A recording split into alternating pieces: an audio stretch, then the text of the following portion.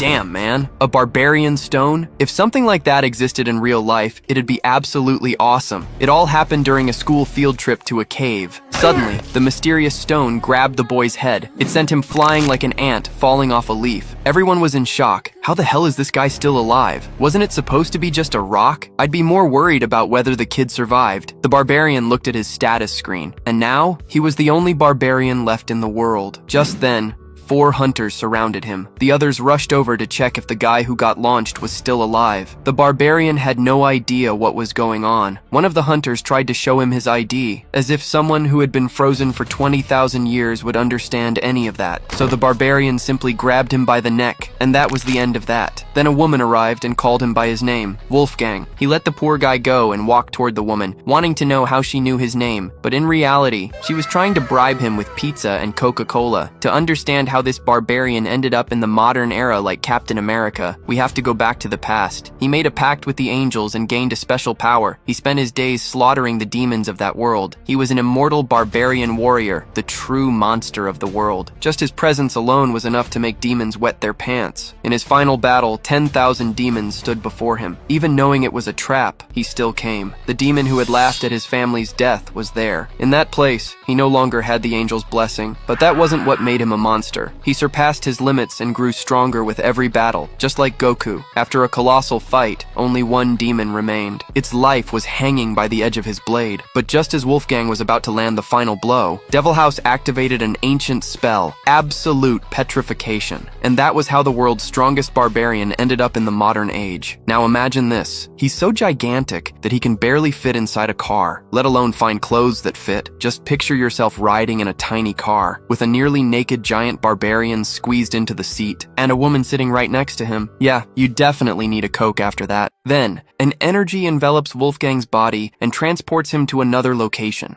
Arriving in a modern city, he comments that the world has changed a lot and asks where they are going. Yeren replies that they're heading to the Hunters Association. Wolfgang then asks what a hunter is. She explains they are people trained to fight monsters from portals, managed by their association. As a car approaches, Yeren continues explaining that high-ranking demons are managed by government agencies, and they deal with the weaker monsters. Once inside the vehicle, she reveals that, with government support, they discover and train new hunters, and that he was part of this project, which surprises him. As they get out of the car, Yeren confesses they thought he was just a statue, but later realized he was a warrior petrified by a curse. While walking through the lobby, Wolfgang asks her to continue. Yeren explains that there aren't many S-rank hunters to fight the growing number of demons. Inside the elevator, she begins to say that when she found him petrified, she thought that maybe... Noticing the pause, Wolfgang asks her why she stopped talking. The woman just remains silent with a distant look. Soon, Wolfgang stares at the open box, carefully observing the unfamiliar food. The woman then informs him that it's called pizza and invites him to eat, assuring him it's delicious. As he tries the food, Yeren explains that they tried to break the curse with healing hunters, but the demon's power was too strong. Surprised, Wolfgang comments that it's incredibly delicious and wonders how they can make food with such flavor. He then points to the bottle on the table and asks what that drink is. Yeren replies that it's a drink called cola and encourages him to try it as the taste goes well with pizza. So, the barbarian tips the bottle and drinks the dark liquid all at once. Curious, the woman asks him what it tastes like and if he liked it. He says the fizz in his throat startled him at first, but the drink is cold, refreshing, and also very delicious. With a relieved smile, Yeren says she's glad he liked it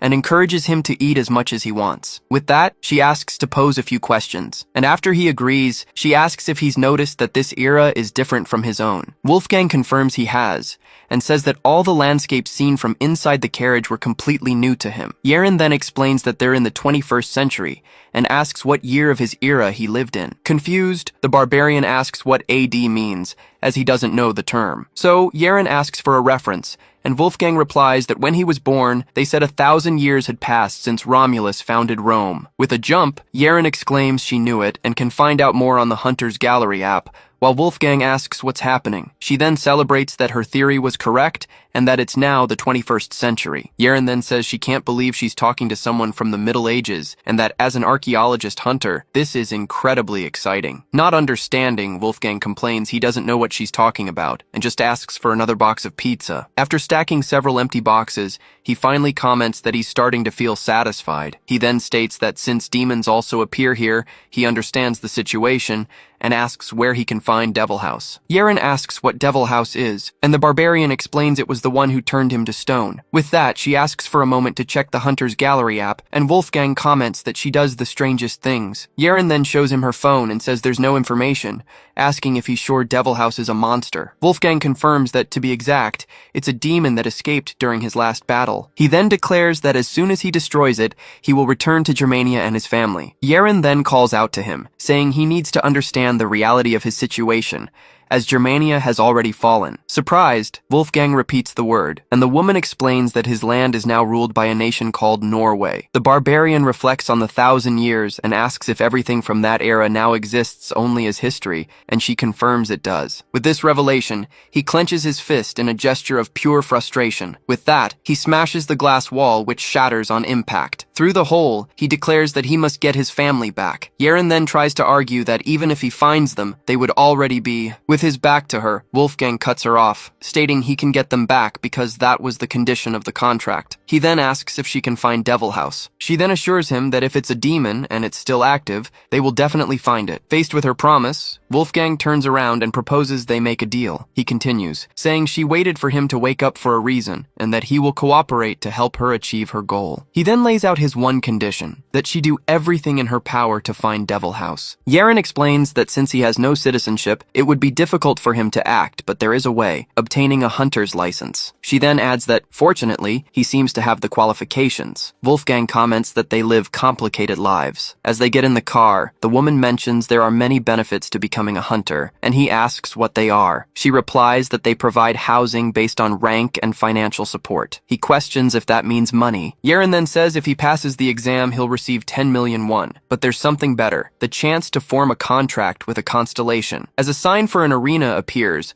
Wolfgang asks what a constellation is. She explains they are guardian deities of the stars. Finally, Yeren states that constellations favor talented people and watch over them, sparing no support in their endeavors. Wolfgang comments that he knows of angels, but has never heard of constellations. Yeren explains that it makes sense, as they only appeared 15 years ago. Seeing the crowd, he asks if everyone there is trying to become a hunter. She confirms it's the promotion exam day for the academy students. Yeren then points to a large wall in the center of the stage and asks if he sees it. She explains that it's called the Wall of Trial and is imbued with the power of Leonidas. To pass, one must score over 500 points. Wolfgang then comments that the wall looks like it would break with a simple touch, as Yeren guides him to the registration desk. At the counter, the clerk asks for the candidate's name. Yeren informs him that his full name is Wolfgang, the Uva. The man explains that a foreigner without a passport needs a sponsor. Yeren offers herself, which is accepted after she presents her license. As a warrior with a spear approaches, Wolfgang asks what that is. Yeren replies that it's the spear of the constellation Leonidas. She then details that as soon as the spear is inserted into the pedestal in front of the wall,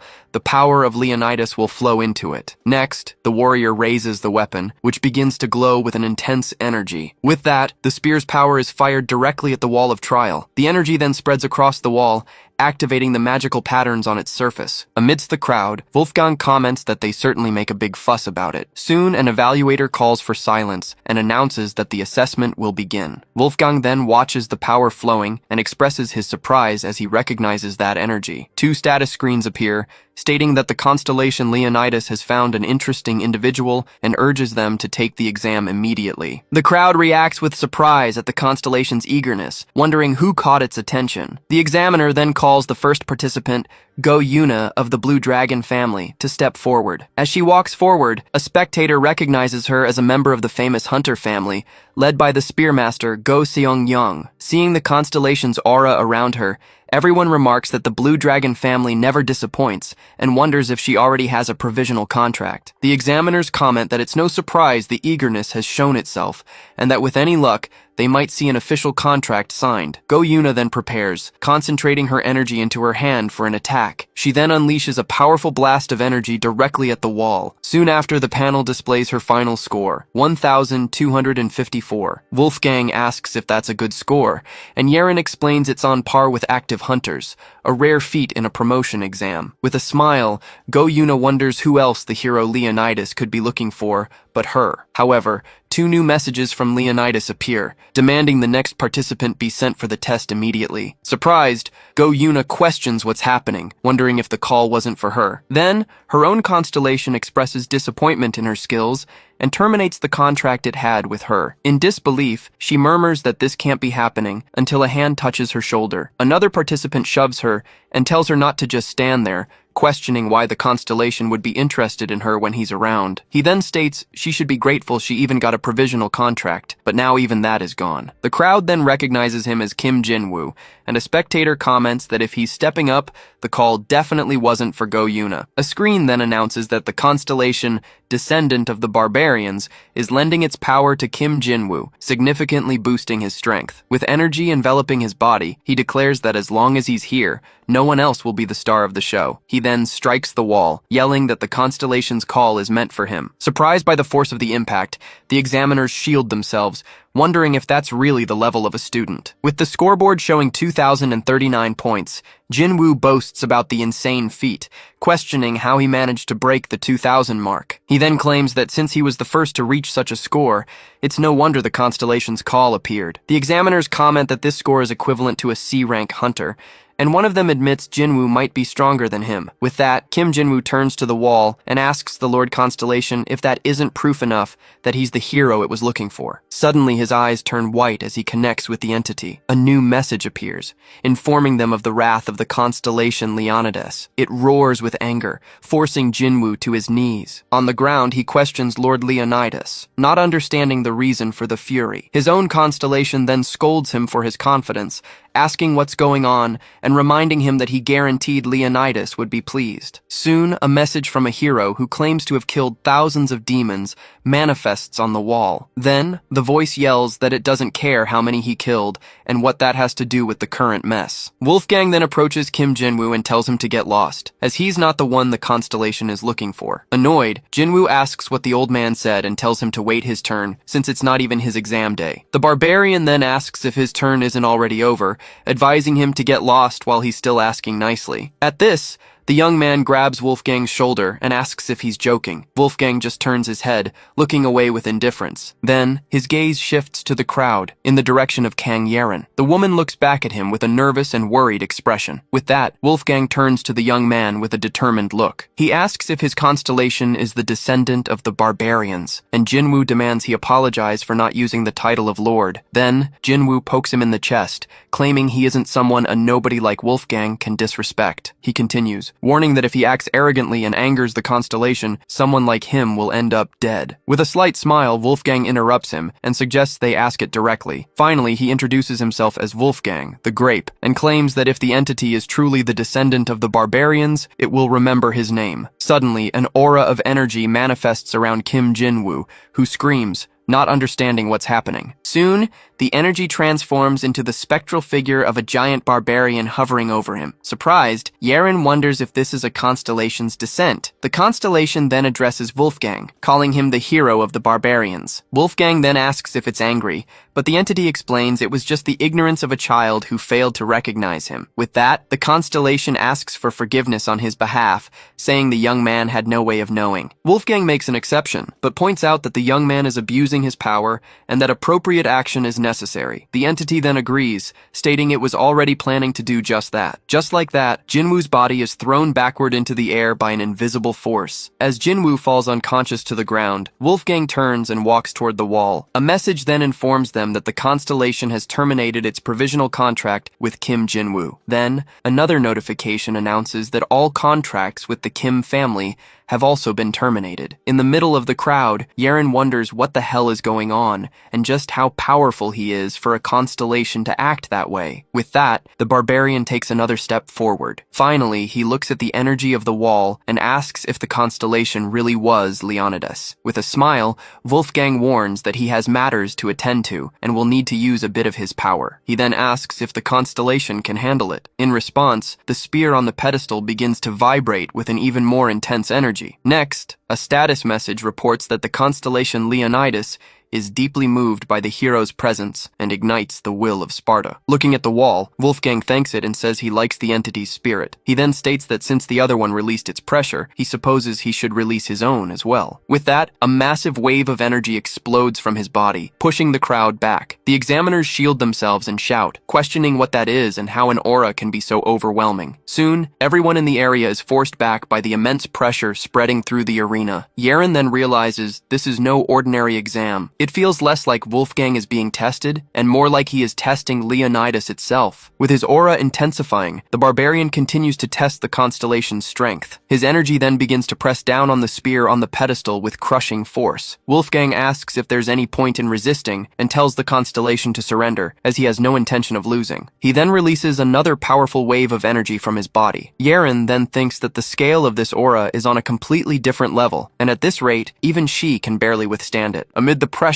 Yaren thinks that if something isn't done, they'll be in serious danger, and she pleads for help. Suddenly, she realizes the aura vanished in an instant. Amid the confused crowd, Yaren asks what's wrong with everyone and if something happened. Right after, Wolfgang touches her shoulder to get her attention. He then tells them it's time to go, as there's no reason to stay any longer. As he walks away, Yaren questions him about the exam, calling him Lord Wolfgang. One of the examiners then shouts, "Sir!" and asks why he's leaving the student behind. He then notices in shock that the sacred relic of Leonidas is completely shattered. Confused, he looks at the destroyed wall and wonders what the hell happened. Facing the ruins of the arena, the examiner questions what they should do now. As they watch the news, Wolfgang comments that the sacred relic fought decently, but it was no match for him. Soon, the electronic board calls customer number 116 to the counter. Seeing Yaren head the wrong way, Wolfgang tells her to stop and come over to him. At the counter, the clerk asks if his name is Mr. Wolfgang, and the woman confirms it. The man then informs them that to receive the license, they need to pay 100 million won for the damages, and the debt will fall on Yaren if he can't pay. At this, the woman jumps to her feet and shouts, questioning the 100 million figure. The clerk then says they should consider themselves lucky, as the fine is only for the wall, since there were no regulations for relics considered indestructible. Outside, Yaren hands him the license and explains that, after the subsidy, he now has a debt of 90 million won to pay. He then asks if 100 million is a huge amount, and Yaren confirms, desperately asking if she'll have to pay the entire debt. The barbarian asks if hunters don't make a fortune, and she replies that yes, but only the high-ranking combat ones do. Yaren then explains that, as an archaeologist hunter, she survives on sponsorships, and for an F-rank hunter to make 100 million, he then deduces that an F-rank only hunts weaklings with low rewards, but claims he can crush hundreds of them with a single fist. Then, he stands up and asks where the dungeon is, ordering her to take him there immediately. On the way, the woman says that to operate as a hunter, he needs an agency, and Wolfgang compares the system to the guilds of his era. She then explains that agencies collect the loot and secure permits, and the barbarian concludes they're just middlemen who take a cut of the earnings. As they walk through the agency district, Yaren explains that although they charge a commission, they handle all legal disputes, which isn't a bad deal. At one agency, however, they are told they don't accept foreigners and are sorry for the inconvenience. At another, they deny the contract, claiming Wolfgang didn't graduate from the academy. Soon they are rejected again, as the agency prioritizes credit ratings, and Lord Wolfgang has none. Wolfgang then complains that people in this era talk too much, and Yaren explains that since they risk their lives, they need someone trustworthy. Suddenly, the woman stops and looks back, noticing something. The barbarian then faces her and asks why people are looking at him that way. She replies that in Korea, looking like a foreigner is a problem, and even if he shaved his beard, the animal skins he wears wouldn't help. At this, Wolfgang declares that a beard is a barbarian's pride, and that the pelt belongs to the Fenrir clan, so he will never get rid of them. Yaren then asks what good his pride is now, and suggests they change his look so he can get work as a hunter. Unexpectedly, a man approaches them and says, "Excuse me," which startles Wolfgang. With a smile, the man asks the two if they weren't looking for a hunter agency. He then introduces the Mu agency as one of the largest and most recognized, striving to build a utopia. Sitting at the table, Yaren thinks to herself that they are famous, yes, but for extorting hunters. The man then reveals he watched them get rejected and that, fortunately, his agency is running a promotion that has drastically reduced contract requirements. As Yaren sighs, she thinks the promotion is probably because they act like thugs and no decent hunter wants to join them. The agent then proposes a 3-year contract with an unfavorable profit split and an advance payment of 20 million won. Horrified, Yaren thinks that this is basically a slave contract and he shouldn't sign it under any circumstances. Wolfgang then cuts her off and demands a 100 million won advance to sign, while Yaren yells at him not to do it. He then asks her if she doesn't need the money, and the woman replies that's a separate issue. With a smile, the agent agrees to the 100 million won advance. In return, however, he imposes a 10-year contract with an even worse profit split. Later, Yaren scolds him for signing a contract full of toxic clauses and asks if they didn't have contracts in his time. He then replies that, of course, he knows the weight of a contract, as many met terrible fates because of bad divine pacts. Hearing that, the woman puts her hand to her head, frustrated by his stubbornness. Wolfgang then explains that he always supports those who help him, and has always lived by that code. He then reveals that the demon Devil House slaughtered his family and his tribe, and that he just needs to find that beast. He then says that for his revenge, he made a contract with an archangel, and if he kills Devil House, he can bring everyone back. At this, Yaren apologizes and admits she didn't realize he carried such a heavy burden, but that she worries because he's the first person from the past she's ever met. With renewed spirit, she declares that just as battle is his destiny, helping him adapt to this world is hers. An agent then interrupts them to inform them that the accommodation is ready, and Wolfgang agrees to go. Meanwhile, elsewhere, a text message shows the news of the relic's destruction. Lying in bed, Yaren exchanges messages with friends and confirms that the figure in the news is the statue from the dungeon she had shown them. With this, she reflects that the event is a historic achievement, despite almost leaving her with a huge debt. In the conversation, she then refuses a friend's suggestion to hand Wolfgang over to him, questioning why she would do something so crazy. Back on the street, the agent finalizes the arrangements for their departure. With that, Wolfgang and Yaren follow the man down the sidewalk. Yaren then sighs and thinks that he'll be fine, but that she should have bought him a soda. Next, the agent takes him to his room, and Wolfgang immediately asks when he can enter the dungeons. The man explains that he can go up to 5 times a week, with 2 of them being mandatory. Wolfgang asks if he can go all 5 times, and the agent confirms that he can. He is then informed that the schedules will be sent to his phone, and that the meeting point is an empty lot in front of the building. The agent then says goodbye, wishing him a good rest and saying he'll see him tomorrow. Looking at the small room, Wolfgang comments that the size of the place reminds him of an inn in the dwarves' cave. He then reflects that maybe the room is better than the inn, and decides that either way he needs to find the latrine. Next, the barbarian says he first needs to find a torch. Then, he remembers the cell phone, the square device that emits light. He then picks up the device and wonders how to use it, noticing it's smaller than the one Yaren used. With that, he observes the unknown object and comments that this era is full of things he doesn't understand. Finally, he looks at his reflection in the window and concludes that it will take time to adapt and it won't be easy. A new day begins under a sunny and clear sky. An older man approaches and asks if everyone there is heading to the dungeon. Soon, someone in the crowd asks, "What's with the giant in the ridiculous outfit?" The man then turns to Wolfgang and asks if he's the new guy. As soon as Wolfgang confirms he's the rookie, the man asks if he plans on going in dressed like that. At this, Wolfgang glares back and asks how he dares to look at him that way. He then remembers Yaren's condition. She let him go on the promise that he would never attack a human. In his memory, he recalls asking why he should make such a promise. The woman had explained that this was a different era, and that humanity resisted demons mainly through the power of hunters. She had then added that something equally important was their intelligence network, far more advanced than in any other era. Furthermore, she had pointed out that modern humanity had an extreme aversion to infighting. Yaren had reminded him that he needed to find a specific demon. In the memory, the woman watched him intently as she spoke. Finally, she warned him that if he attacked people and made enemies, finding the demon would become even more difficult. Back in the present, Wolfgang maintains his firm gaze. Confused, The man asks what he means by glaring. He then warns him they're going to a dungeon, not a movie set, and tells him to change into a gas-proof suit. The man then points to the sword, calling it a piece of junk, and Wolfgang replies that it's his weapon. At this, the supervisor says they won't need weapons today and tells him to take a shower while he changes. Wolfgang then clenches his fists and agrees to do as asked. Immediately after, the people around him shout, asking what he's doing, calling him a psycho and a pervert. Not understanding, he asks if he wasn't supposed to wash up and change clothes, asking to be taken to a stream, but the man calls him an idiot. Next, a truck drives down a dirt road toward a remote facility. In the vehicle, a young man yawns, complaining about the distance. The supervisor tells him to stop grumbling and be thankful he's in a B-rank dungeon. The young man retorts that it's only B-rank in name, since in practice they just collect slime carcasses. He then explains that he needs money for the promotion exam fee,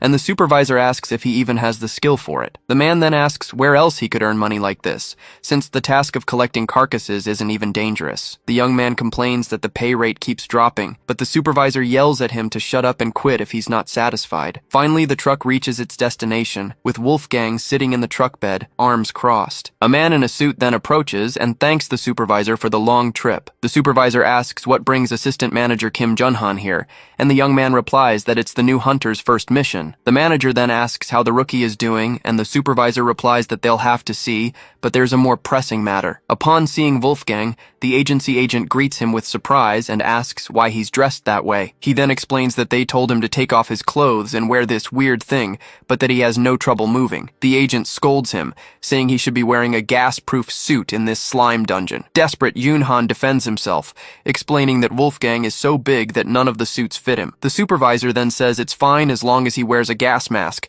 since they only need to worry about the fragments. With that, he tells them to do the briefing while they clear the first floor, and Junhan tries to understand the reason for the rush. The supervisor then asks the manager if a gas mask alone will be enough for the first floor. The man replies that it will, since the area only has remains, but from the second floor on there are live slimes. At this, Junhan turns to Wolfgang and instructs him to start on the first floor while he finds a suit as quickly as possible, warning him not to go up. In front of the entrance, the manager explains that the job is simple. Collect the slime remains inside the dungeon. Once inside, he reminds them to be careful of the toxic gas on the first floor, and one of the hunters says they already know, as it's not their first time. Wolfgang then says he has a question and asks if there are many slime remains inside. Next, he looks at the collection jars and asks how many of them they have available. The young hunter asks if he's okay, warning that the special glass jars are quite heavy. He then explains that the empty container weighs almost 10 kilos, and Wolfgang replies that it's not a problem. With both of them wearing masks, the young man asks if he's ever dealt with slimes,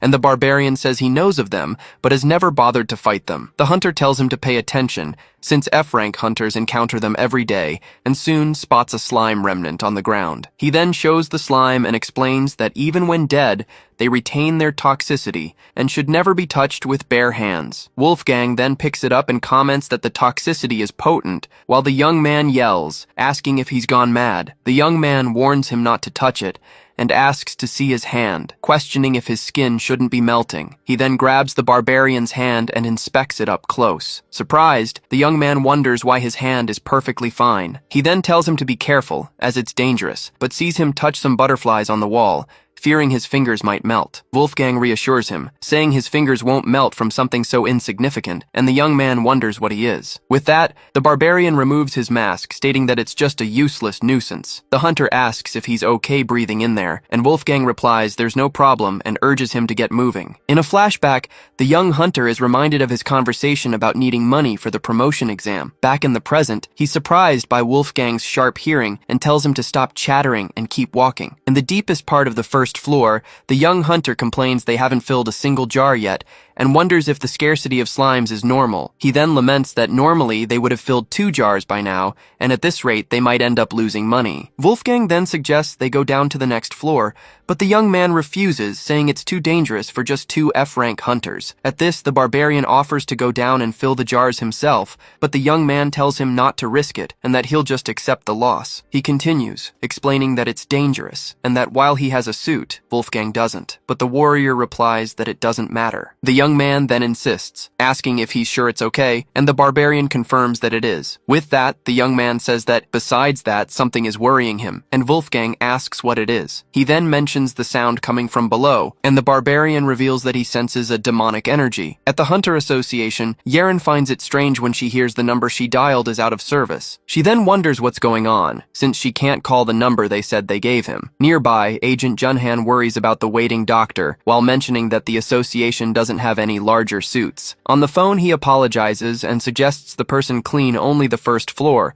and Yeren recognizes him. Junhan then hangs up and grumbles that he has to go back to the slime dungeon and that he really needs to buy a car. Suddenly, Yeren surprises him from behind and asks if Wolfgang is in that slime dungeon right now. Soon she confronts a manager about Wolfgang's phone being out of service and demands to be taken to the dungeon. Meanwhile, at the entrance to the dungeon's second sublevel, a live glowing slime drips from the ceiling. Seeing the creature, the young hunter yells for Wolfgang to be careful, as live slimes have a higher toxicity. Without hesitation, Wolfgang simply grabs the live slime with his bare hand. He then puts it in the jar and comments that the second sublevel definitely fills the container faster. With the jar full, the young man celebrates that this should be enough money for the promotion exam. He then smiles and suggests they leave to get paid, since they filled everything they brought. A short time later, the place is empty and the trapdoor to the next level is open. The young hunter then looks down and wonders if Wolfgang went down to the third sublevel. The young hunter thinks that they aren't allowed on level 3, as it's a restricted area managed by the Xiangshan Guild. A sign then states that entry is strictly forbidden,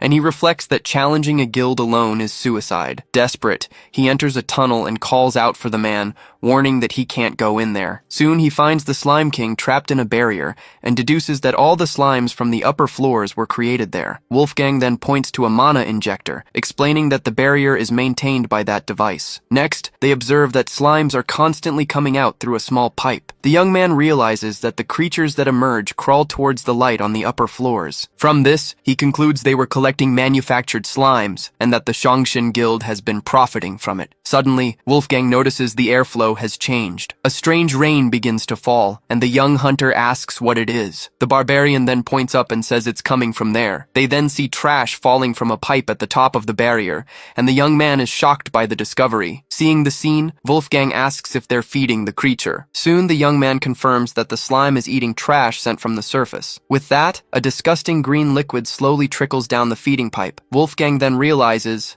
outraged, that they were making money by feeding the creature trash. Suddenly, a status screen informs him that a new language has been detected, and the language comprehension skill has been activated. The young hunter asks if he heard something again, but the barbarian replies that it's more than that. Soon, the young man reacts with surprise upon noticing the change in the environment. He then yells for the man to look, as the remaining slimes are coming back. Then, one of the slimes sticks to Wolfgang, and another slime sticks to him. With that, all the surrounding slimes begin to stick to Wolfgang simultaneously. Soon, they merge and completely envelop the barbarian's body. Desperate, the young hunter shouts for the man, fearing the worst. Inside the slime mass, Wolfgang remains motionless, his eyes closed. Suddenly, a bright green light appears, and he hears a voice asking to be killed. With his gaze fixed on the light, Wolfgang tells the entity that it can speak. The voice then repeatedly begs for him to kill it. Finally, Wolfgang stands in a pool of green liquid, observing the mysterious bright light. Wolfgang then offers to grant the creature's wish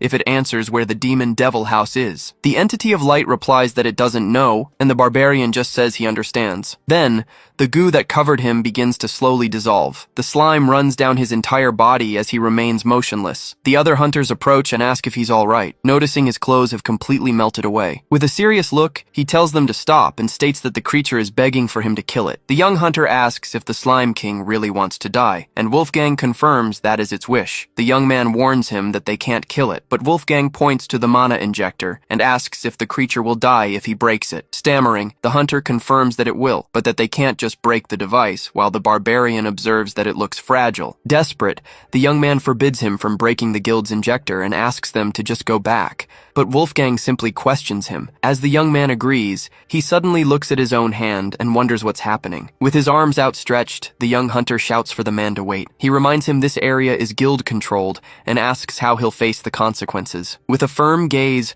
Wolfgang simply tells him to get out of the way. He has a promise to keep. As the young man tries to argue, the barbarian says it's too late, as the injector is already breaking. The young man then screams, realizing the Slime King's barrier is shattering. He turns to the creatures, asking what's wrong with the slimes. Wolfgang shoves him away, telling him to leave and that he'll handle everything, but the young man refuses to leave him behind. The barbarian insists, warning him the place is about to collapse. The young man begs him to make it out alive. Wolfgang simply states that his concern is unnecessary. The young man then shouts, he'll go on ahead, pleading for him to make it out alive no matter what happens. Watching him run off, Wolfgang turns and tells the creature that now it's its turn. Hands on his hips, he watches the barrier completely shatter. Then, an explosion of green energy engulfs the area. Outside, the sun begins to set over the remote facility. Soon, the manager spots Yeren and Junhuan arriving and greets them. Junhuan asks about the hunters, and the man replies he isn't sure since they haven't come out yet. Looking at the facility,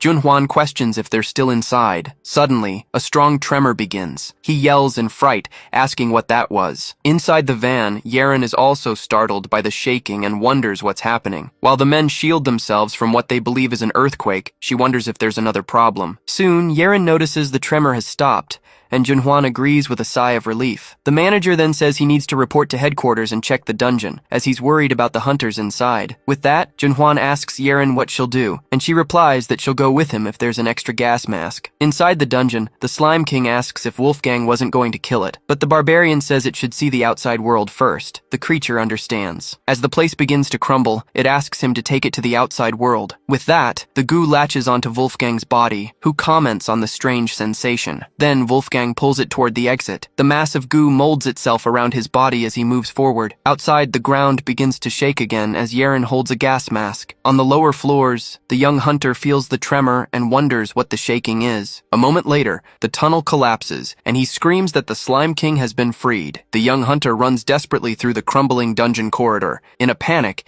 he screams that the creature is catching up and is going to get him. He then curses in frustration, realizing the monster is right behind him. Suddenly, a figure speeds past him. Soon, Wolfgang is rushing down the corridor, covered in the slime's goo. Spotting the exit, the young man shouts in relief that he's close. Believing he's safe, he thinks he's finally escaped. He then turns and questions the Sir's presence beside him. Suddenly, Wolfgang grabs him by the hood, and the young man wonders if he's being used as bait. With that, the barbarian hurls him away as he's engulfed by slime tentacles. The young hunter is thrown through the air toward the dungeon exit. He lands hard on the platform outside. Inside the dungeon, Wolfgang faces the creature with a determined look. Finally, he pulls the slime out of the dungeon. A giant wave of slime surges out, taking over the platform. Outside, the guild members watch the creature approach. In her car, Yeren also sees the enormous mass of goo advancing. Soon, the Slime King emerges from the dungeon in all its glory. The young hunter calls out to the Sir, asking why he brought the Slime King out instead of killing it. Wolfgang explains he made a deal with the creature,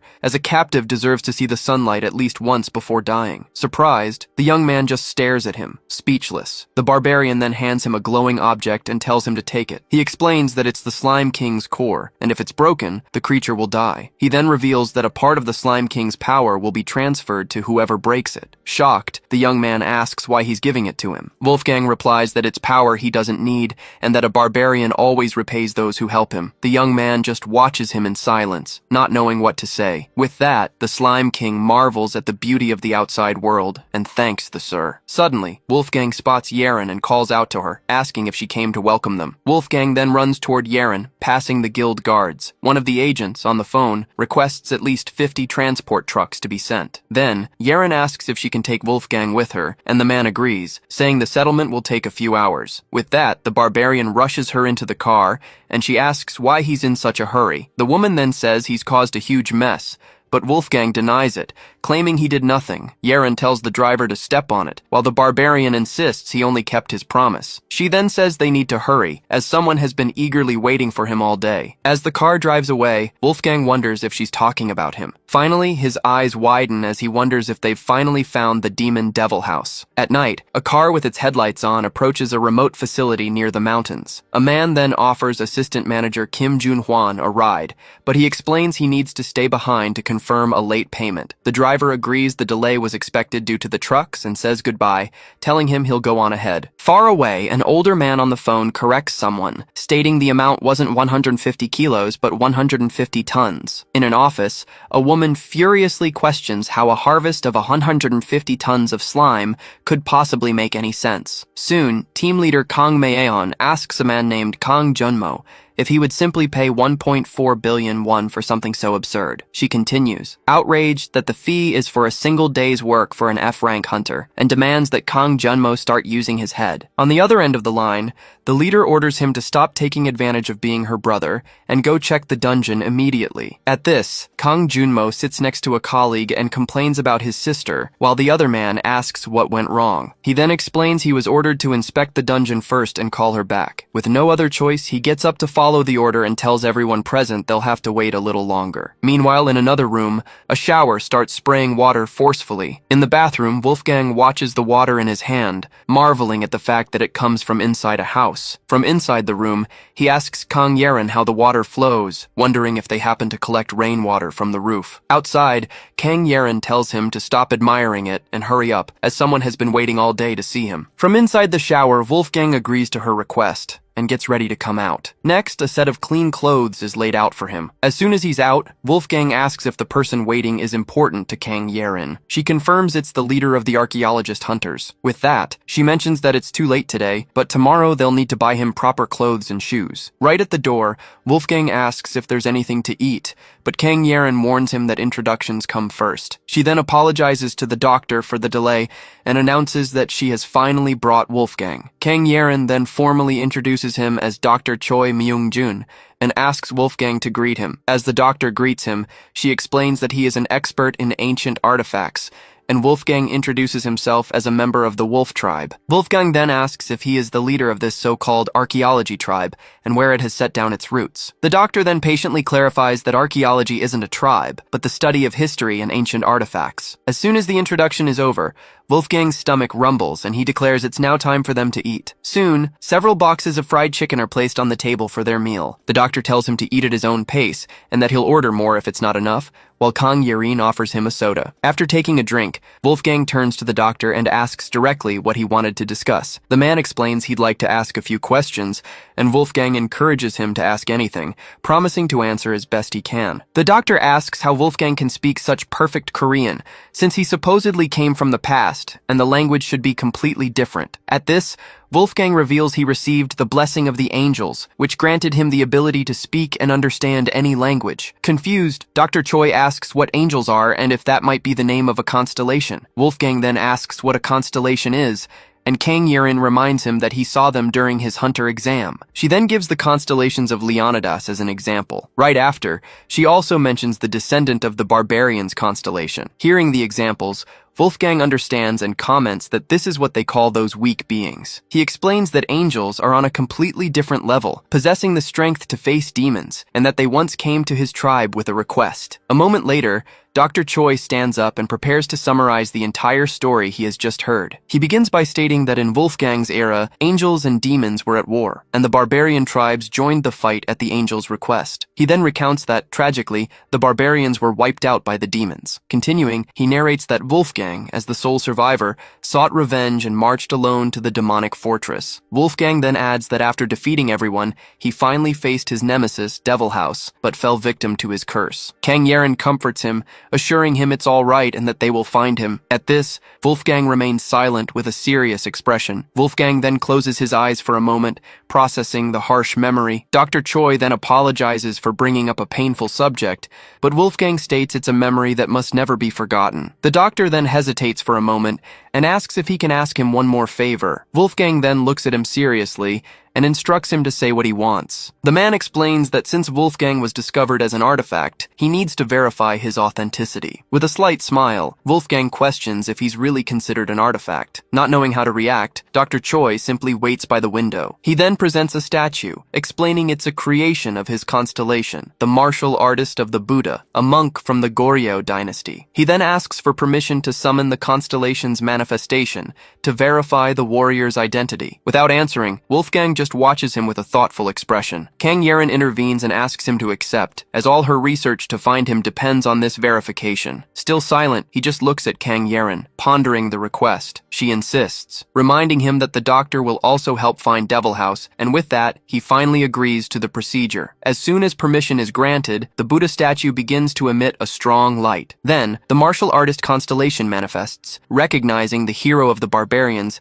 and asking who it was that put an end to the turbulent times. The doctor, confused, repeats the Constellation's question about who ended the turbulent times. The Constellation then pays its respects to the hero of the Barbarians for having put an end to the Holy Demonic War. Wolfgang then states there's no need for such respect. As for him, it was only a half victory. Suddenly, the Constellation's manifestation begins to flicker as the doctor struggles to maintain it. With that, the summons dissipates completely, leaving the doctor exhausted. He then apologizes, explaining he ran out of mana to continue. Even so, he confirms with relief that Wolfgang is genuine and thanks him for his time. Meanwhile, elsewhere, a person in a protective suit descends in an elevator toward the bottom of the dungeon. Upon arriving, he finds a containment tube completely shattered and questions what the hell happened there. Not understanding, he wonders how the situation could have gotten to this point. On the other end of the line, Kang Mayeon reacts with surprise, asking why the Slime King has disappeared. The guild leader gets angry hearing that the containment tubes are empty and destroyed, with no sign of slimes on the 3rd floor. She then accuses him of joking, since not even she, an A-rank hunter, could destroy that tube. On the other side, he defends himself, stating he confirmed the 2 people who entered in the morning were F-rank, with one of them being a complete rookie. As soon as he reveals the rookie got his license just the day before, she asks incredulously if he's really sure about that information. She then deduces that the rookie might be the key to everything, and orders them to gather as much information on him as possible. She then reveals her plan, to sue the Mu agency for damages, find out the rookie's identity, and focus on securing the evidence. When her brother asks about the 1.4 billion won payment, she furiously yells at him not to pay a single cent and to send the employee away. The next day, the scene is set in a shopping mall with large sale signs. In a shoe store, Wolfgang calls Kang Yeren over to ask her a question. He then shows her a card and asks why he can't contact anyone with it. Kang Yeren realizes his mistake and asks if he thought the card was a phone. He confirms this and mentions finding a bigger one, a large card, but left it behind. She then explains that he probably mistook a credit card for a cell phone. Annoyed, Wolfgang defends himself, saying there was no way he could have known, since no one taught him. Kang Yeren just smiles and promises to explain everything once they're done shopping. Soon, an employee approaches and apologizes for the delay in service. He then presents the store's largest shoes,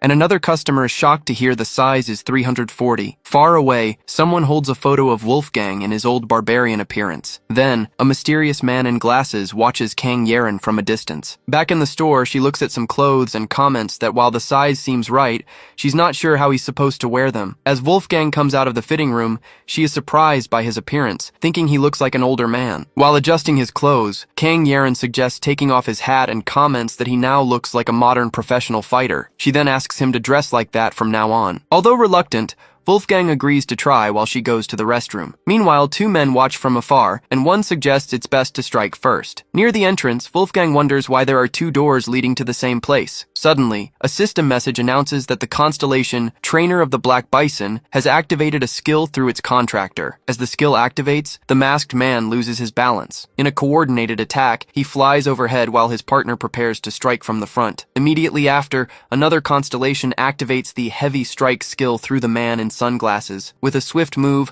a hand appears to intercept the blow. However, Wolfgang easily grabs his head, while the first attacker is already down in the background. He then asks if they were the ones following him all day, and questions who sent them. The attacker confirms his identity and threatens him, saying he'd better come with them quietly. In response, Wolfgang simply crushes the glasses on the man's face. Surprised by the strength of a supposed F-rank, the man shouts for his partner, Yoon Ho-sung, to help. Ignoring his desperation, Wolfgang repeats the question, asking if the Seongshin Guild sent him. From a distance, Kang Yeren reflects on how much trouble Wolfgang is, and hopes he adapts to this new era soon. Worried, Kang Yeren realizes he probably doesn't know how to use a public restroom, and she can't go in to help him. With that, Wolfgang orders the attacker to go back and warn his tribal chief that if this happens again, his tribe will be wiped from the face of the earth. The attacker then helps his partner up, and they both flee the scene. As Kang Yeren comes out of the restroom, she finds Wolfgang standing standing over the shattered sunglasses. She then suggests they first get something to eat and then head to their place, where she'll teach him how to use a cell phone and credit cards. As they walk,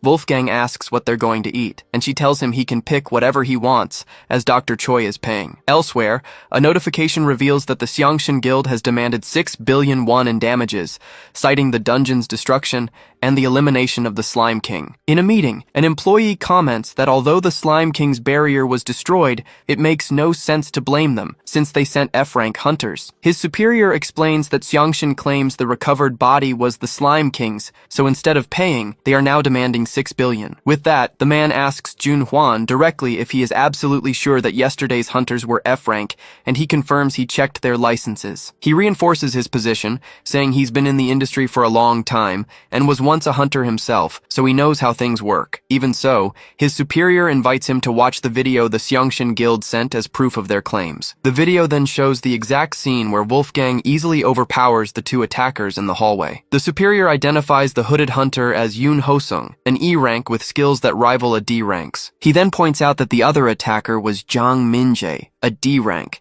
and highlights that both were completely overpowered, even with a surprise attack. With that, the superior informs him that the Xiangshan Guild has filed a formal protest and wants to know who is behind the Mu agency and why they lied about the hunters. Indignant, Jun Huan stands up to confront them, but his boss tells him to calm down. The manager then states that since the partnership with Xiangshan is already ruined, they might as well sue them to demand the 1.4 billion won payment. So, Jun Huan asks him to secure the payment and says goodbye, mentioning he needs to find the new hunter for the contract. Immediately after, he gets into a taxi and asks the driver to take him to Cheongdam. Inside the car, he complains about the Xiangshan Guild's dirty tricks to avoid payment and laments that he'll never be able to buy a car this way. Suddenly, while watching the video again, he notices something important in the footage. He then wonders how a D-rank hunter, using a constellation's power, couldn't even budge Wolfgang, who shouldn't even have a contract. With this in mind, he starts to wonder if he should test the new hunter. He then decides he will find out if Wolfgang is a big shot or just another nobody. A few days later, Wolfgang crosses a busy city street, carrying his giant sword on his back. Stopping on the sidewalk, he wonders if the king of this land oppresses his people, forcing them to obey the colors of a light. Then, he remembers Kang Yeren's instructions about the traffic light and how he should cross the street. On the other side, Kang Yeren waves and calls out to him, and he greets her back. As they walk, she asks if he brought everything. He confirms that the foreman's directions were good. Once they arrive at the office, she announces their arrival to Dr. Choi. The doctor apologizes for making them come all the way there, and invites them into the storage room. Inside, he marvels at the sword, and Wolfgang asks Yeren why the man is acting that way. She then explains that he's an archaeologist, and it would be strange if he wasn't excited to see a 1,000-year-old relic with its original owner. With that, Wolfgang hands over his ancient garments and warns him to handle the wolf pelt with care. It once belonged to Fenrir. Soon, Dr. Choi leads them further into the storage room. He then calls for Choi Jung-yeon and Kang Ji-ho to meet Wolfgang, the person he had told them about. Upon seeing him, Kang Ji-ho comments that while he already looked big as a statue, in person he's absolutely gigantic. She then introduces herself as an A-rank hunter archaeologist and extends her hand to greet him. Wolfgang shakes her hand and formally introduces himself. Next, Kang Ji-ho introduces her research assistant, Choi Jung-yeon. Suddenly, Kang Yeren appears from behind Wolfgang, and Ji-ho greets her. At this, Jung-yeon approaches to touch the sword and excitedly asks if it also awakened with him. Wolfgang then explains that this weapon was passed down through generations of wolf tribe chiefs. Then, the sound of clapping echoes through the room. Once she has their attention, Kang Ji-ho reveals they have a problematic relic of unknown origin and invites him to see it. Confused by the commotion, Wolfgang asks Yeren if archaeologists are always this frantic. She asks him to understand, as they are just fascinated. Soon, Kang Ji-ho unveils the relic, which was found in the same cave where he was a statue. She then asks if he recognizes it, explaining that this particular item resists all measurements. Touching the glass, Wolfgang begins to tell the story of Jonas, son of Louis, who lived at the entrance to his village. He continues, revealing that Jonas was a brave warrior who competed with him for the position of chief, and was also his dearest friend. With that, Wolfgang recalls that when the Holy Demonic War began, his friend fought against the demons and had a glorious death. He then reveals that the weapon belonged to Jonas, and after his death, it became his as well. Finally, he tells them he carried his friend's weapon onto the battlefield, and and, with it, slaughtered tens of thousands of demons. As she listens to the story, Kang Yeren remains silent with a moved expression. With that, Wolfgang declares he needs to find the demon who killed Jonas. Kang Yeren then takes his hand and advises him not to carry the entire burden alone. He then turns to look at her. She then reminds him that he has allies now, and that they should face this together. When she promises to do her best to help, he thanks her for her trust. As Kang Jiho apologizes, Wolfgang tells her not to worry, because thanks to her, he found Jonas's weapon. He then asks if it helped with the research, and she confirms it helped immensely, as they now know the item is linked to him. Suddenly, something catches his attention, causing him to interrupt her. In his hand, a piece of energy materializes, and he recognizes it. Soon, the artifact in his hand begins to pulse with strong energy. Immediately, Kang Jiho yells for him to stop,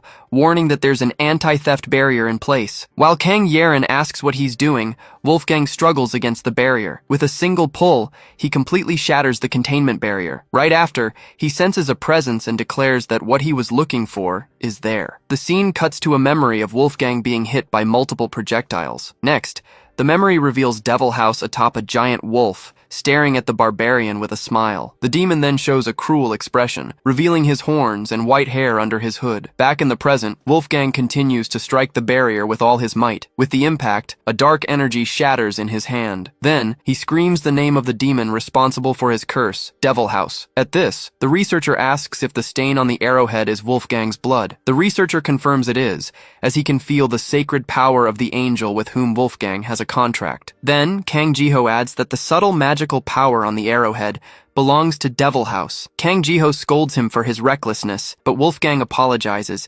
admitting he lost control of his emotions. Even so, she reassures him that it's okay, as they've made progress thanks to him. She then reveals she suspected the mace was a sacred relic, but never imagined the truth about the arrowhead. With that, she laments not realizing the magical power was blocking the analysis. They would have needed a demon hunter. She then explains that both use mana, and only a demon hunter can tell them apart, which is why even she didn't suspect anything. Wolfgang then clarifies that he doesn't know a method, but he learned to sense the demon's different energy naturally after countless battles. Annoyed, Kang Jiho complains that this is why they need a demon hunter and blames the association for ignoring her numerous requests. She then turns to the doctor and asks if she's wrong, but he just sighs. Suddenly, she seems to get an idea as she repeats the words, demon hunter. Not understanding her reaction, the doctor asks what happened. With that, Kang Jiho suggests that Wolfgang become a demon hunter, leaving him confused by the sudden proposal. She then reveals that, at the doctor's request, she researched a demon named Devil House in exchange for him coming to the lab. She then explains that, as an A-rank hunter, her access to data is broader, since archaeologists can only see already discovered entities. Kang Yeren adds that demon hunters, on the other hand, have access to almost all information about demons. She then suggests that Wolfgang would easily qualify for the position, since he can sense demons and is incredibly strong. Faced with the opportunity, Wolfgang asks what he needs to do to become one. Kang Jiho states that it's simple. He just has to pass the hunter promotion exam, which causes Yeren to react in despair. Confused, she questions their reaction, as Yeren slumps over the table. At this, Yeren explains that the promotion exam itself is the problem,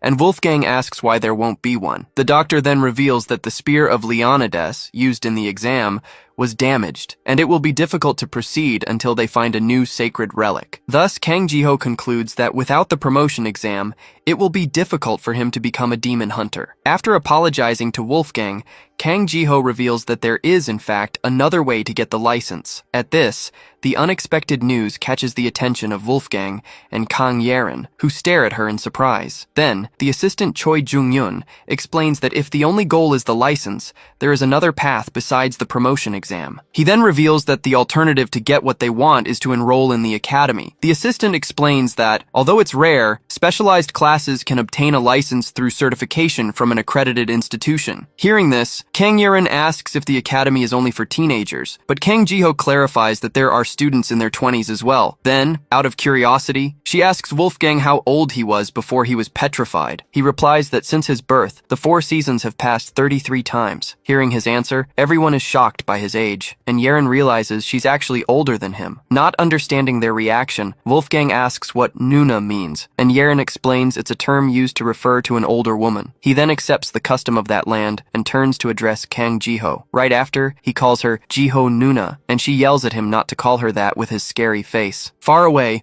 one man instructs another to wait for the dungeon schedule, which will be sent by message. Walking down the hall, assistant manager Kim Jun-hwan thinks that his next task is to pick up the rookie hunter. He then stops for a moment and takes out his phone. The scene then shows the door to the room where Wolfgang is staying. In a brief memory, he recalls the incident in the slime dungeon. Immediately after, he re-watches the video where Wolfgang easily overpowers the two hunters. From this, he concludes he needs to assess the rookie's skills to decide whether he's worth keeping or discarding. He then decides that a simple exchange of blows would be enough to find out everything. Meanwhile, Kang Yeren explains that since the Mu agency has a partnership with the Academy, they can get a contract suspension. She also mentions that Jiho offered to cover the contract cancellation fee with the agency. Next, Yeren suggests the best option would be to transfer him to Jiho's guild, as it would give them a better chance of finding Devil House. With that, she realizes the only remaining problem is the admission fee, which becomes the biggest obstacle. Then, Wolfgang comments that while it was the same in his time,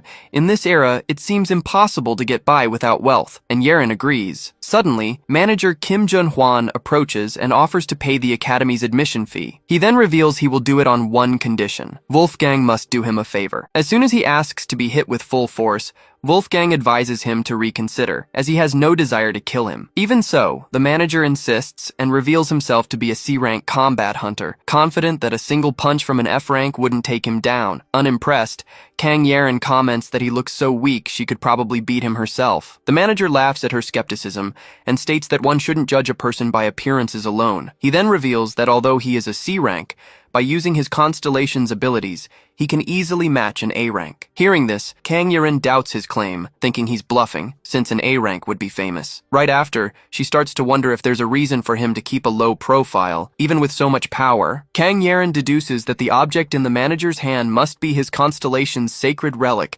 but she can't identify it to know if he's bluffing. She then warns him to be careful, as the manager is holding a sacred relic. Even so, Wolfgang states that a barbarian never refuses a man's request and that, with a relic, he should survive one punch. With that, he admits he's curious to see how much power the manager can draw from that relic. Then, Wolfgang tells Kang Yeren to step back so she won't get caught in the shockwave, while she questions if he's really going to do it. He then prepares for the confrontation with a serious and determined look. Next, Wolfgang instructs him to summon his constellation, declaring that he is ready for combat. The manager agrees with a smile and gets ready to begin. Soon, a system message announces that the constellation, owner of the sacred royal seal, has answered contractor Kim Jun-hwan's call. With that, the relic in his hand begins to emanate a strong blue energy. Seeing the message, Kang Yeren is surprised by the word possession. She then realizes, shocked, that the constellation is directly possessing the contractor's body. Next, the manager's body is enveloped in an aura of energy. Soon, Kang Yeren notices that his appearance has completely changed,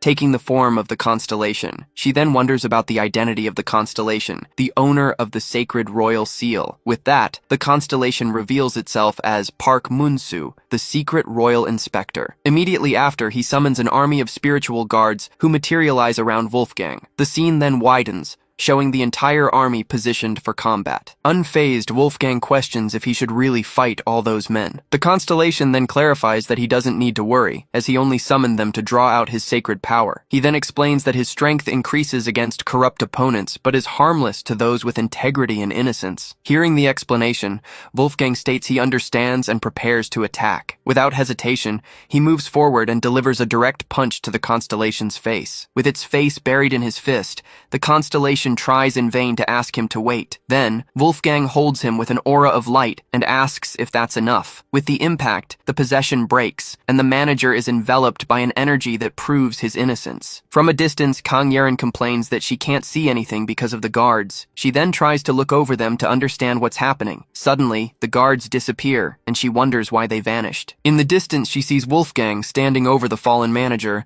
and wonders if it's already over. As soon as she asks if he's okay, Wolfgang confirms he wasn't hurt. He then shows more concern for the manager, and Yeren asks if he might be dead. Lying on the ground, The manager thinks this isn't how he imagined things would go. Wolfgang states that he's alive, though he doesn't look well, and Yaren asks if the admission fee is settled. Next, she reminds him not to forget the admission fee and arranges to meet him on Monday. She then shouts, reinforcing that he absolutely cannot forget their deal. As he gets up, the manager comments with relief that he doesn't sense any evil energy coming from him. He then concludes that, at that level, he's definitely not a disposable card, but he wonders how he was hit during the possession. In his thoughts, he concludes that it should have been completely impossible. With this, he wonders who Wolfgang really is, and if he could be a constellation or something even greater. Elsewhere, a muscular man named Kim Jinwoo prepares for intense training. In the background, a metal plate already shows the mark of a powerful previous punch. He then focuses energy into his fist, getting ready for the next strike. Then, he shouts with all his might as he channels the power. He unleashes a powerful punch that dents the metal plate even further. After the blow, he breathes heavily,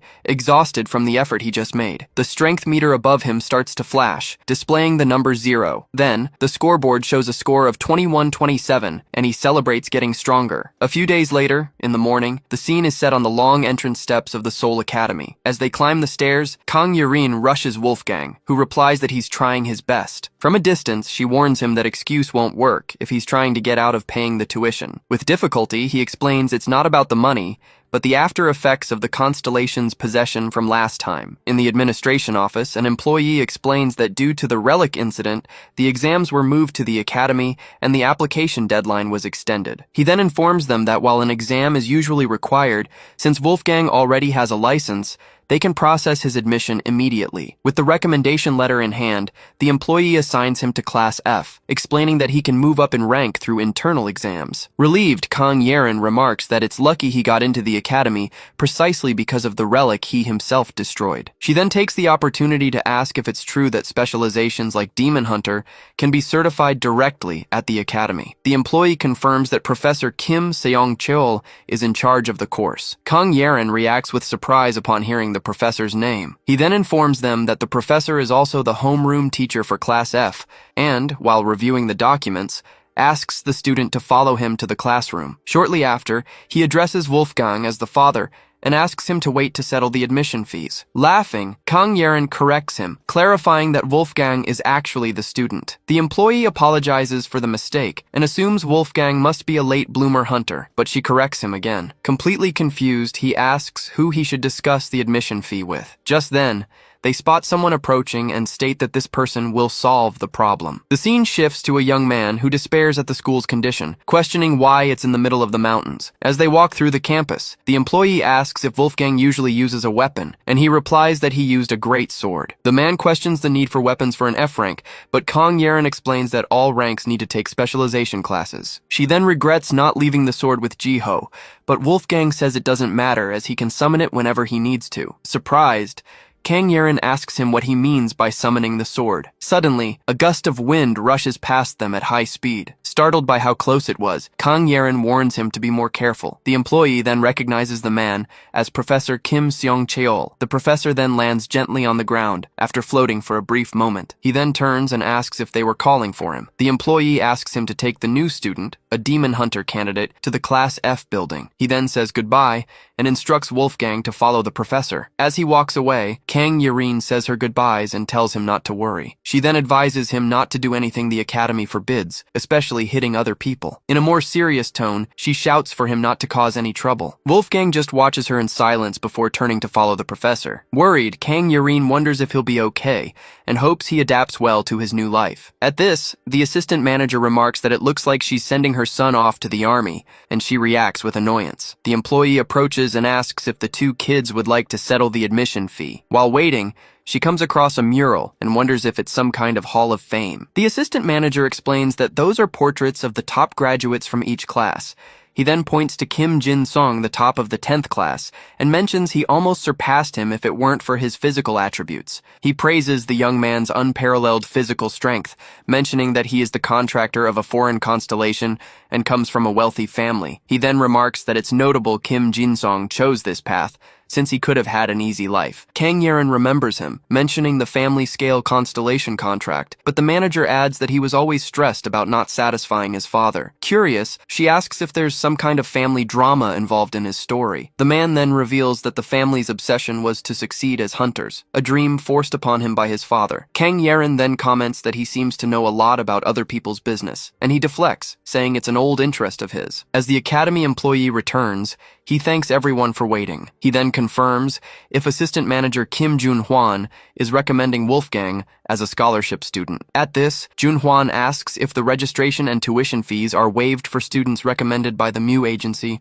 and asks to apply for it. The employee questions if that's how it works, and the manager replies that if he had that kind of money, he would have bought a car first. The man then informs them that he'll need additional documents and invites him into the office to sort it out. As he goes in, Jun-hwan jokes not to be left behind, and Kang Yeren urges him to just sign the papers already. Even though she's grateful he's covering the expenses, she wonders why the manager is such a hard person to like. Even after setting the matter aside, Kang Yeren remains thoughtful in front of the door. She then admits that something is bothering her about the famous hunter, Kim Jin-song. As she looks at his portrait, she wonders why he disappeared so suddenly lately. Far away, in a registration room, an employee asks a young man to wait while he prepares the documents. Then, assistant manager Kim Jun-hwan approaches to speak with the waiting young man. As he gets closer, he thinks to himself that the young man's face looks familiar. Suddenly, he recognizes him with an expression of complete shock and surprise. Unable to contain himself, he points directly at the young man,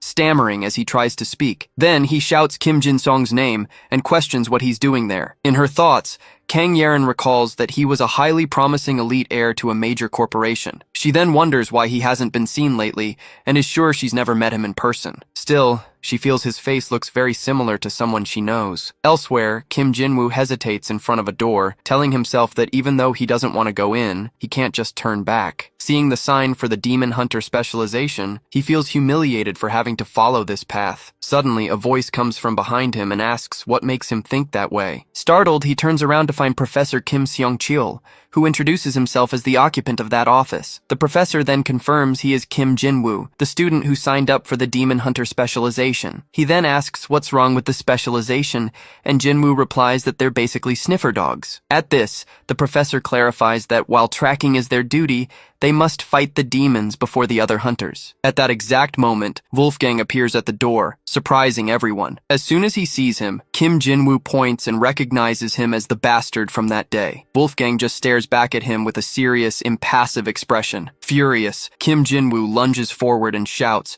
questioning how he dares to show his face. He then accuses him of making him suffer immensely because of his actions. As he attacks, Wolfgang easily intercepts Kim Jin-woo's punch. He then grabs him firmly by the wrist. With his other hand, he grabs him to immobilize him. Wolfgang then effortlessly throws him over his shoulder. He then pins him to the ground, holding his arm firmly. With that, he asks if the Holy Light Guild sent him too and says they should talk to him directly. On the ground, Kim Jin-woo yells for him to let go right now. Suddenly, the professor intervenes, extending a hand to separate them. With an aura of energy, he lifts both students into the air to stop the fight. Wolfgang then asks the professor what he thinks he's doing. He replies with a smile that he just thought he'd break them up. Then, he proposes a solution, reminding them that fighting at the academy is grounds for expulsion. The professor suggests they have an official match under his supervision, since they clearly have some history. Far away, manager Kim Jun-hwan asks Kim Jin-song how he's been, but he replies that he has no reason to tell him. At this, the manager comments that his personality hasn't changed at all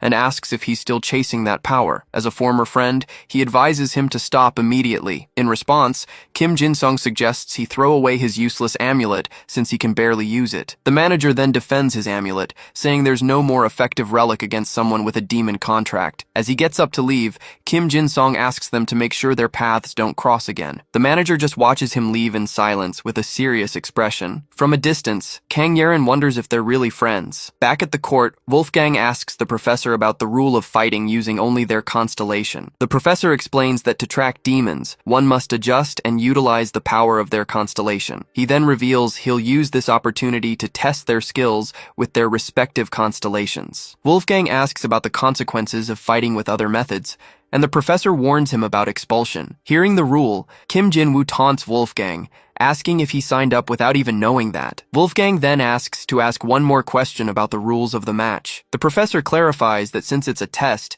he'll allow other methods as long as there's no direct physical contact. He then stresses that while minor injuries are unavoidable, they must not maim or endanger their opponent's life. Finally, he turns to Kim Jinwoo and asks if he has any questions about the rules. Not caring about the rules, Kim Jinwoo tells them to just start the fight already. He then declares he can't wait to smash his opponent's face in. With that, he summons a shopping cart full of balls and warns him to watch out. He then lifts one of the balls with his energy and threatens him, saying he'll pay dearly for getting in his way. From a distance, the professor closes his eyes, anticipating the intensity of the coming attack. Then, the tennis ball transforms into a fiery projectile. He then launches it at full force toward Wolfgang. The attack hits the ground at the warrior's feet, causing a huge explosion. Amid the smoke, the ground around Wolfgang is completely scorched. With a smirk, Kim Jinwoo reveals he tried to imitate a fireball and asks what he thought. From within the smoke, Wolfgang complains that his clothes were damaged and that it's an annoyance. At this, Kim Jinwoo taunts him, suggesting he give up and beg for forgiveness. Wolfgang just says he talks too much,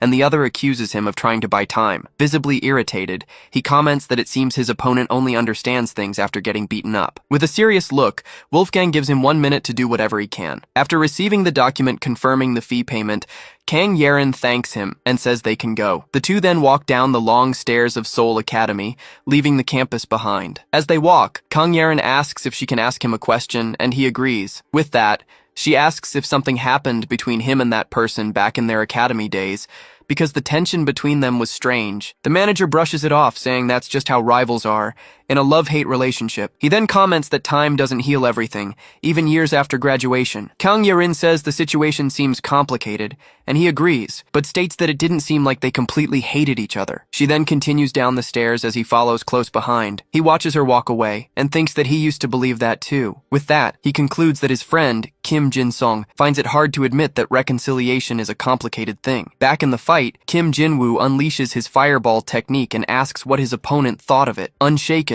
Wolfgang grants him a minute and dares him to do his worst. Suddenly, the court explodes in a series of massive attacks. Seeing the destruction, the professor reacts, shocked by what's happening. He then runs toward Kim Jinwoo and scolds him, asking if this wasn't going too far, even after his warning. At this, Jinwoo furiously reveals that his contract with the Constellation was broken because of him, and that he ruined everything. The professor ignores his complaint and warns that he'll handle the situation, but that he'd better pray the other guy isn't seriously injured. He then launches a powerful attack to contain the destruction. Amid the dust, Wolfgang complains that his clothes were ruined. He then comments on the poor durability of clothes from this era. Then, he excuses himself for a moment and prepares to act. Using a teleportation skill, he grabs the clothes from one of the researchers and asks to borrow Fenrir's pelt. He then appears on the court in his new attire, leaving the professor behind. He then throws the wolf pelt onto the ground. Surprised, Kim Jinwoo questions what skill he just used and what that animal pelt is. Then, Wolfgang gets into an attack stance and says something has been bothering him. With a serious look, he reveals that the tattoo on his opponent's arm contains demonic power. Then, he leaps into the air in a swift motion, preparing to strike. He then hits him with a powerful blow that slams him to the ground. After the impact, Wolfgang stares him down with a serious expression. In a second attack, he jumps and strikes the ground with a force that shatters it completely. Lying on the ground, Kim Jinwoo screams as he clutches his injured arm. From a distance, the professor watches the scene in shock,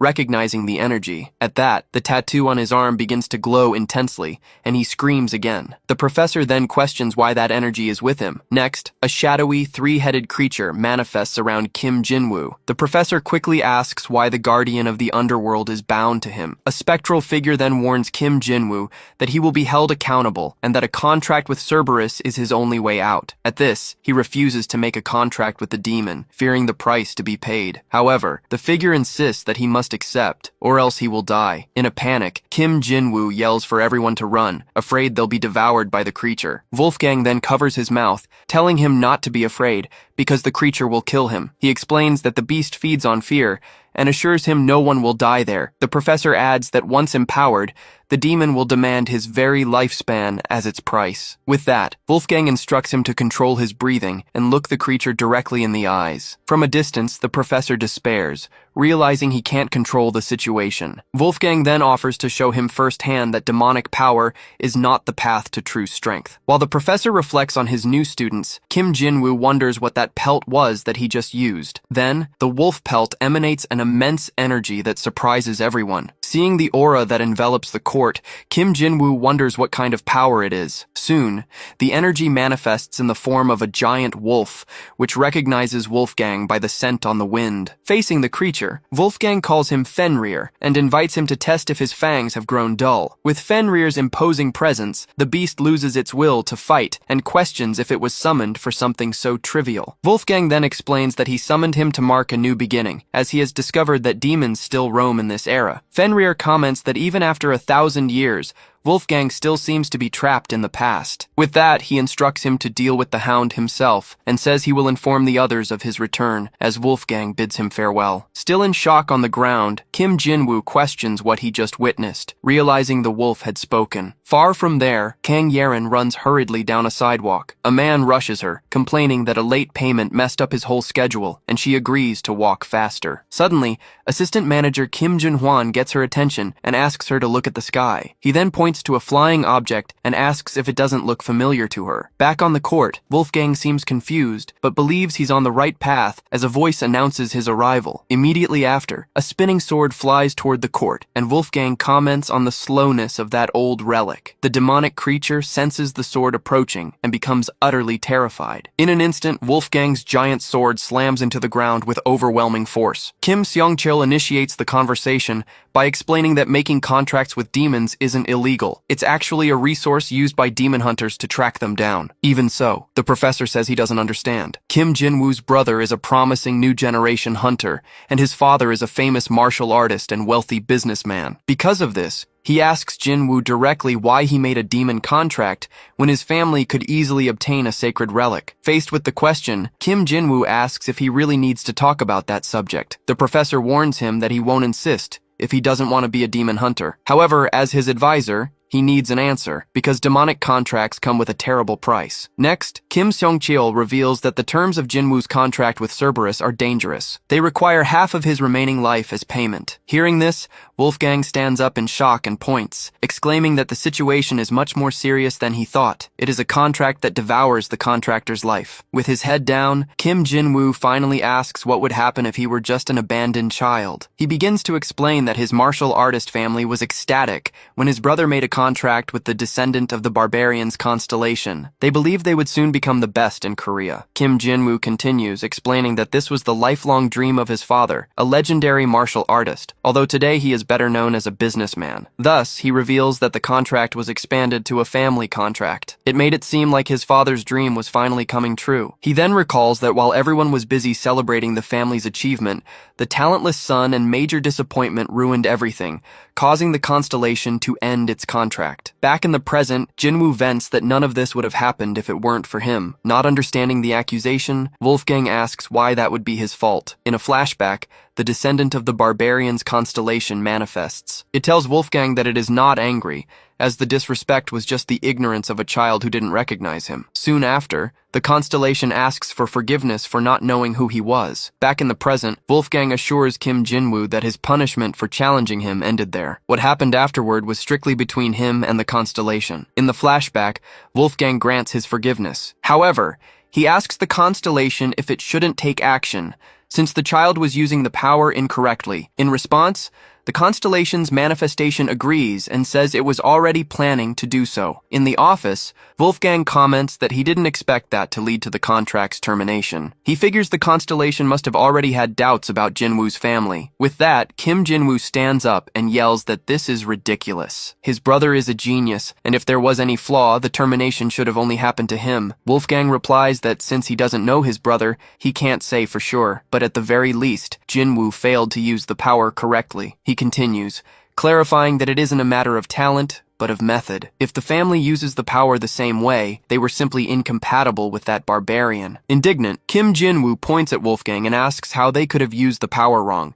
insisting that his brother is an absolute genius. At that moment, the office door is kicked open. Surprised, Jin-woo turns around and recognizes the person, questioning his brother. Immediately, his brother calls him trash and orders him to leave right away. The scene shifts outside, where Kang Yerin is running toward the academy building. She then yells for someone to hurry up, saying they will be in trouble if Wolfgang causes another scene. A voice replies that she was the one who told him to hurry. Meanwhile, Kim Jun-hwan, the assistant manager, appears dizzy while complaining about the stairs. Outside, as he is dragged down the hallway, Kim Jin-woo screams that he was wrong and that he will fix everything. He is then dragged out of the building while begging his older brother to stop. The scene pans out, showing the two of them crossing the academy courtyard. With that, his brother throws him forcefully onto the grass. Fallen on the ground, Jin-woo starts to cry. His brother tells him to stop crying and calls him trash, asking if terminating contracts is a hobby for him. Next, he kicks him and yells that he worked hard to get him into that school, only for him to get another contract termination. As they walk away from the commotion, Kim Seong-chul comments that because of Jin-woo, they couldn't even talk about Wolfgang. He asks if there is a problem. Wolfgang replies that the problem is huge. He states that he needs to become a demon hunter, demanding that the professor speak up if there are any obstacles. Kim Seong-chul just smiles and says that actually it's quite the opposite. A memory shows someone challenging Wolfgang in an arena, telling him to admit defeat and kneel if he can't win. Back in the present, Wolfgang asks if the professor already knew. He confirms that he felt the demonic energy earlier but needed to be sure. With an air of confidence, Kim Seong-chul states that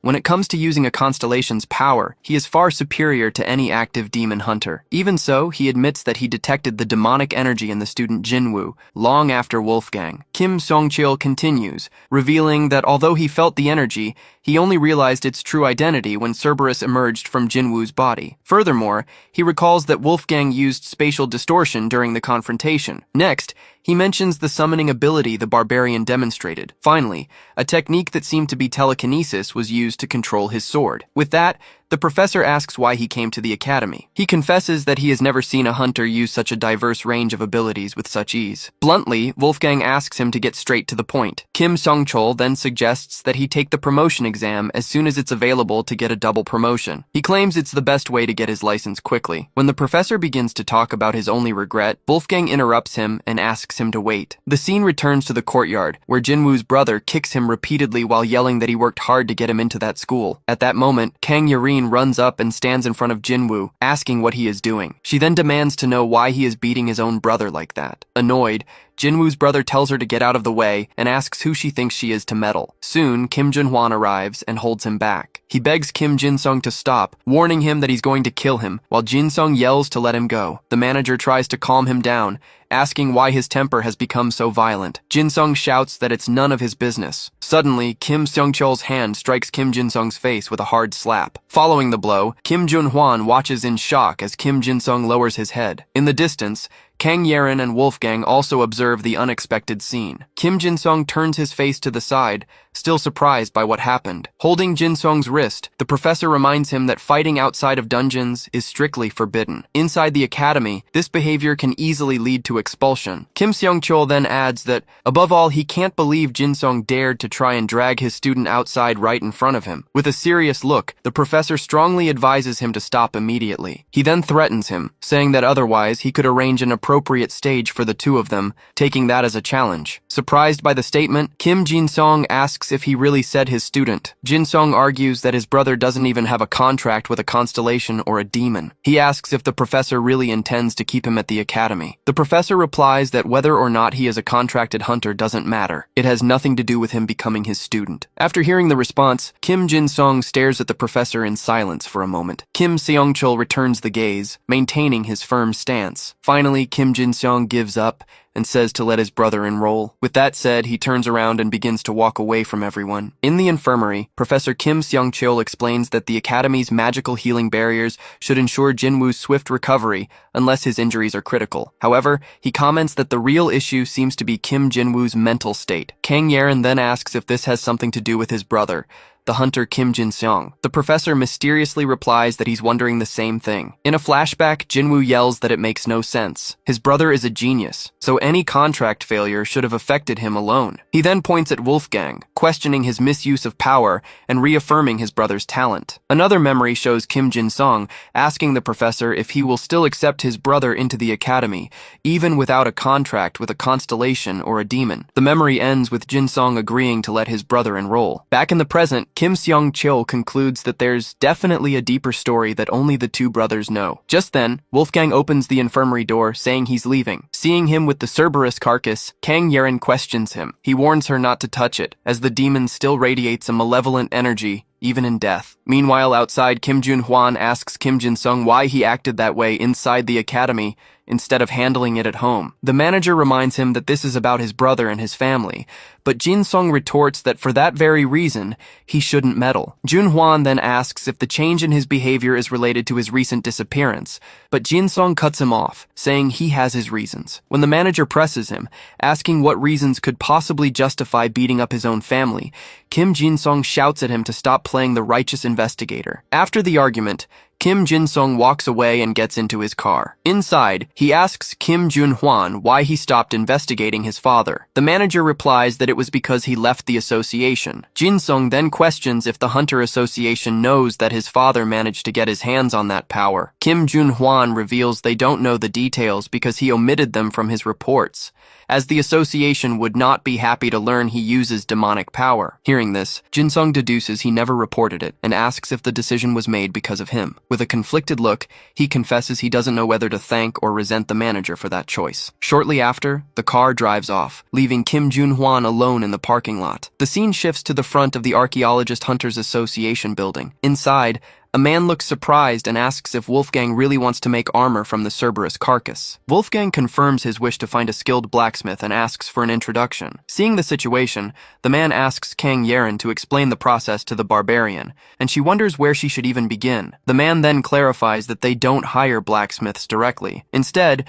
they sell materials like the carcass on the association market and use the money to buy ready-made equipment. He then asks Kang Yerin to take a picture and post the item, since his commission fee on the market is too high. She agrees to list the item, but on the condition that Wolfgang helps her with her research later, sealing the deal. The man then asks what kind of equipment they should buy with the money from the sale. Wolfgang replies that since it's not for him, he can't say. Confused by his answer, the man and Kang Yerin ask who the equipment is for. In an office, Jinwoo's father is informed that the Cerberus hide has been listed on the market and that the young master has not yet returned from the academy. With a serious look, the man asks if he's sure his son hasn't come back. His subordinate confirms and reports a battle at the academy against a man named Wolfgang. It resulted in Cerberus's annihilation and Jinwoo's hospitalization after being beaten by his brother. Upon hearing Wolfgang's name, the father orders for the cleaners to be called to get rid of him discreetly. However, he changes his mind, saying that to keep Jin Sung's mind intact, they must keep Jinwoo alive at all costs. With that, he orders them to bring Jinwoo back immediately, as he will decide his son's fate himself. Just then, Kim Jin-seong appears at the door and asks them to wait. His father turns and asks how long he's been listening, but Jin-seong denies hearing anything. The man tells him not to pretend. After his son apologizes,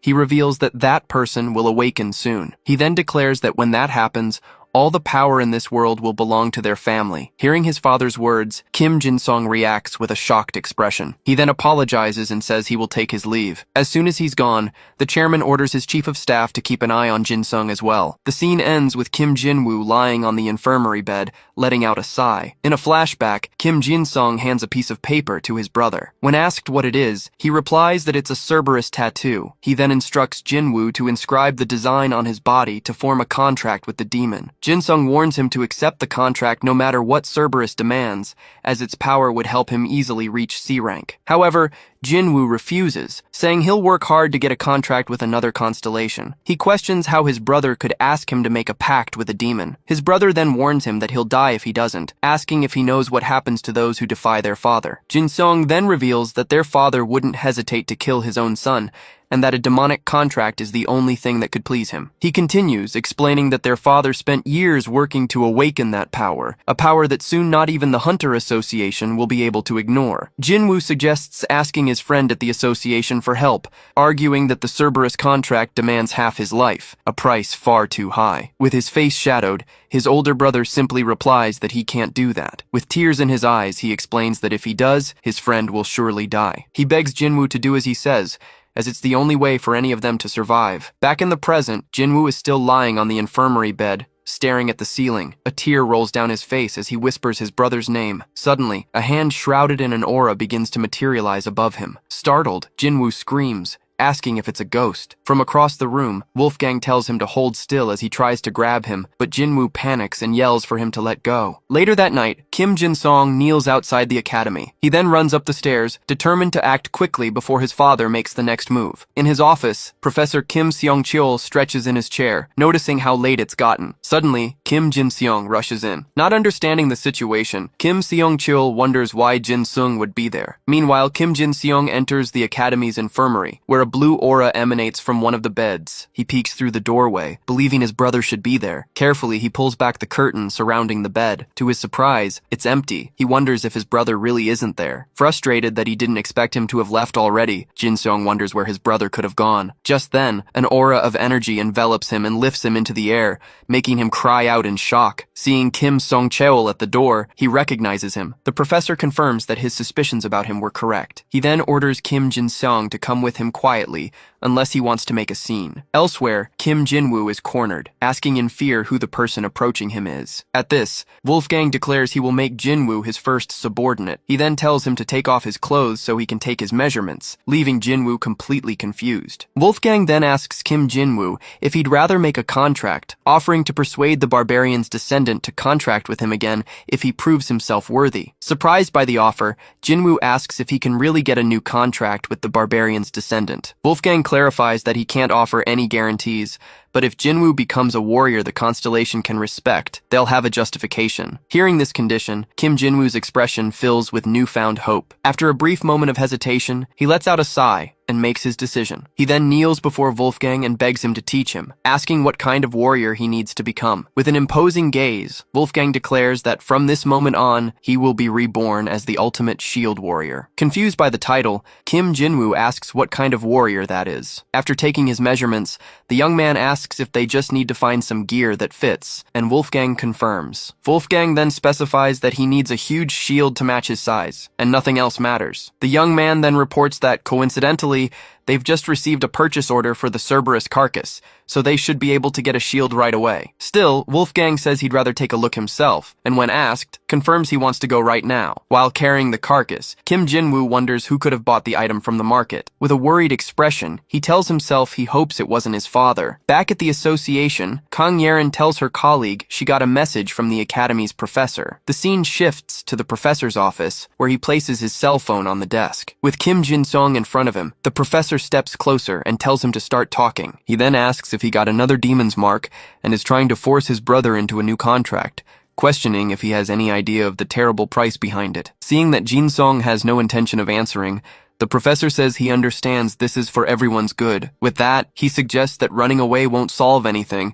and offers to help, but Jin-sung refuses, stating the professor can't handle the situation. The professor then informs him that Jinwoo is with the archaeologist hunters, and he can find him by contacting Junhwan, but that he will no longer accept Jinwoo at the academy. Outraged, Jin-seong grabs him and shouts, reminding him that he had promised to accept him. Finally, Kim Seong-chul explains that a demon hunter must be prepared to die, and asks how he can trust someone who treats the academy as just a shelter. The professor then offers to help Jin-sung use the academy as a shelter, but demands he first explain what's happening with the brothers. At this, Jin-sung begins to tell an old story, revealing that despite being a renowned martial artist, his father was never chosen by a constellation. He continues, explaining that his own contract with a foreign constellation was recently terminated, proving what his father always said, that there are things money can't buy. Next, Jin-sung reveals he received his first invitation in 15 years to a high-ranking hunter club, but was uninvited as soon as they learned of his contract's termination. He then states that his father isn't the type of man to let a humiliation like this slide, and that the professor surely understands what that means. Hearing the story, Kim Seong-chul deduces that, to gain power, his father made a contract with an incredibly powerful demon. Jin-sung confirms, saying only the Hunters Association can stop his father, who is obsessed with demonic power, but he questions if they will actually take action. The professor then asks why he treated Jinwoo that way, questioning if it was really necessary to push his own brother so hard. With that, Jin-seong reveals their father has already been completely consumed by corruption, and that he offered demonic power to Jinwoo to prevent their father from killing him. He then confesses that by beating Jinwoo, he wanted to end the matter with his own hands before his father did. Right after, he reveals his father has summoned the cleaners and that their target is set. Shocked, the professor slams the table and yells that the cleaners are a criminal group where every member is at the level of an A-rank hunter. Jin-sung just reaffirms what he said, stating that's why not even the professor would be able to handle the situation. He concludes by saying he won't make excuses for what he did, as he did the best he could, believing it was better than letting Jinwoo die. Defeated, the professor sits down and admits that if all of this is true, then not even he can handle the situation. Jin-sung laments, saying that if his contract with the constellation had remained intact, none of this would have happened, and his father wouldn't have changed so much. The professor then says that, even so, regardless of what Jinwoo did wrong, he couldn't just stand by and watch a father hurt his own son. With a determined expression, Jin-sung declares that whatever it takes, he must resolve the situation, as it's a family matter. The scene moves to the next day. Kim Jinwoo appears with a tired expression. Then, the young man from the association hands him a shield, saying that while it's not a holy relic, it's still very good and he's sure he'll make good use of it. Wolfgang then easily takes the shield and comments that it's light and sturdy, perfect as a first shield. Even so, Jinwoo complains that seeing it in person, the shield seems very dull compared to weapons like swords, spears, or hammers. At this, Wolfgang warns him, saying he needs to know his own limits because with any other weapon, he wouldn't even be able to scratch a demon. He then explains that with a shield, it's a different story, since by focusing on defense, he can guarantee his survival, which leads Jinwoo to ask if he's calling him weak. Without hesitation, Wolfgang replies yes, and states that he's not using his full strength. In a flashback, he comments that Jinwoo's fists certainly pack a good punch. However, he clarifies that a demon can't be defeated with simple punches, and that he needs to learn how to channel his entire body's strength at the right moment. Wolfgang concludes, saying that if Jinwoo could do that, he wouldn't have resorted to demonic power when he was caught from behind during the duel. Back in the present, Kim Jinwoo stares at the shield in silence, processing the barbarian's words. The scene shifts to the estate of Chairman Kim Tae-gwan, the father of Jin-seong and Jinwoo. Inside the mansion, someone descends a dark staircase toward a basement. Down below, Chairman Kim prepares to begin a dark ritual in front of two other people. With a furious look, he curses the bastards from the Hunters Association and his useless sons, declaring he doesn't need any of them to reach the top. He then clenches his bloodied fist and lets his blood drip into a chalice. The drops of blood mix with the red liquid already filling the vessel. With that, a huge magic circle materializes on the floor around him. The chairman then raises the chalice and shouts, offering the blood of his humble servant to the great Father of Darkness. He continues his prayer, asking for the entity to look upon this old world full of hypocrisy. With the sky darkening outside, he cries out for the rotten order of light to be destroyed and for the red eye of the heavens to open. Nearby, the two guests watch with excitement, believing they too will become strong and make a fortune when the chairman gains his power. The chairman then offers their flesh and blood as a sacrifice for the ritual. He continues the chant, commanding the sealed gate of the abyss to open and allow the descent of the Dark Lord. At that moment, a shapeless, bloody mass begins to emerge violently from within the chalice. With an ecstatic look, the chairman watches the manifestation of the entity he has summoned. Without warning, the mass of dark energy lurches forward and slams into the chairman's face. With a choked cry, the man's eye glows with a demonic mark. Seeing this, his guests back away in a panic, telling him to wait. Then, a scream of agony echoes through the basement as energy tentacles spread across the floor. In the chairman's place, a gigantic chained demonic creature materializes before the two of them. As the man questions if that being is still the chairman, his female companion beside him is pierced by a surprise attack. Blood splatters on the guest's face as he watches the scene in complete horror. Fallen, the man calls out for his partner, asking where she is. The demon opens its mouth to devour. Moments later, it lifts the woman's lifeless body, impaled on its chains. The creature's red eye fixes on the last survivor. Far away, Kim Jin-sung senses something has gone wrong and yells for someone to get help quickly. Suddenly, a voice appears in Kim Jin-woo's mind, begging for his son or anyone to call someone who can stop this. The voice then completes the desperate plea, telling them to hurry while he is still conscious. Atop a building, Kim Sung-cheol and Kim Jin-sung watch the sky as the moon turns red and the earth trembles beneath their feet. In desperation, the professor screams, asking what's happening, while Jin-sung can only think that this can't be real. Just then, Kim Jin-sung's cell phone starts to vibrate. On the other end of the line, the chief of staff yells in a panic, warning young Master Jin-sung that they are facing a major crisis. Answering the call, Jin-sung hears about the president and realizes his father has finally started to act. The scene shifts to the basement of the Archaeologist Hunters Association, where Wolfgang and Kim Jin-woo are preparing to train. Jin-woo complains about the dusty place, and Wolfgang explains that as archaeologist hunters, they don't have a proper space for combat training. With that, Wolfgang tells his subordinate number 1 to calm down as he gets too excited in battle and loses his balance. Then, a memory reminds him of how he always leaves himself open for a counterattack. Even so, he takes a deep breath and composes himself, saying he'll try. Soon, Kim Jin-woo raises his shield,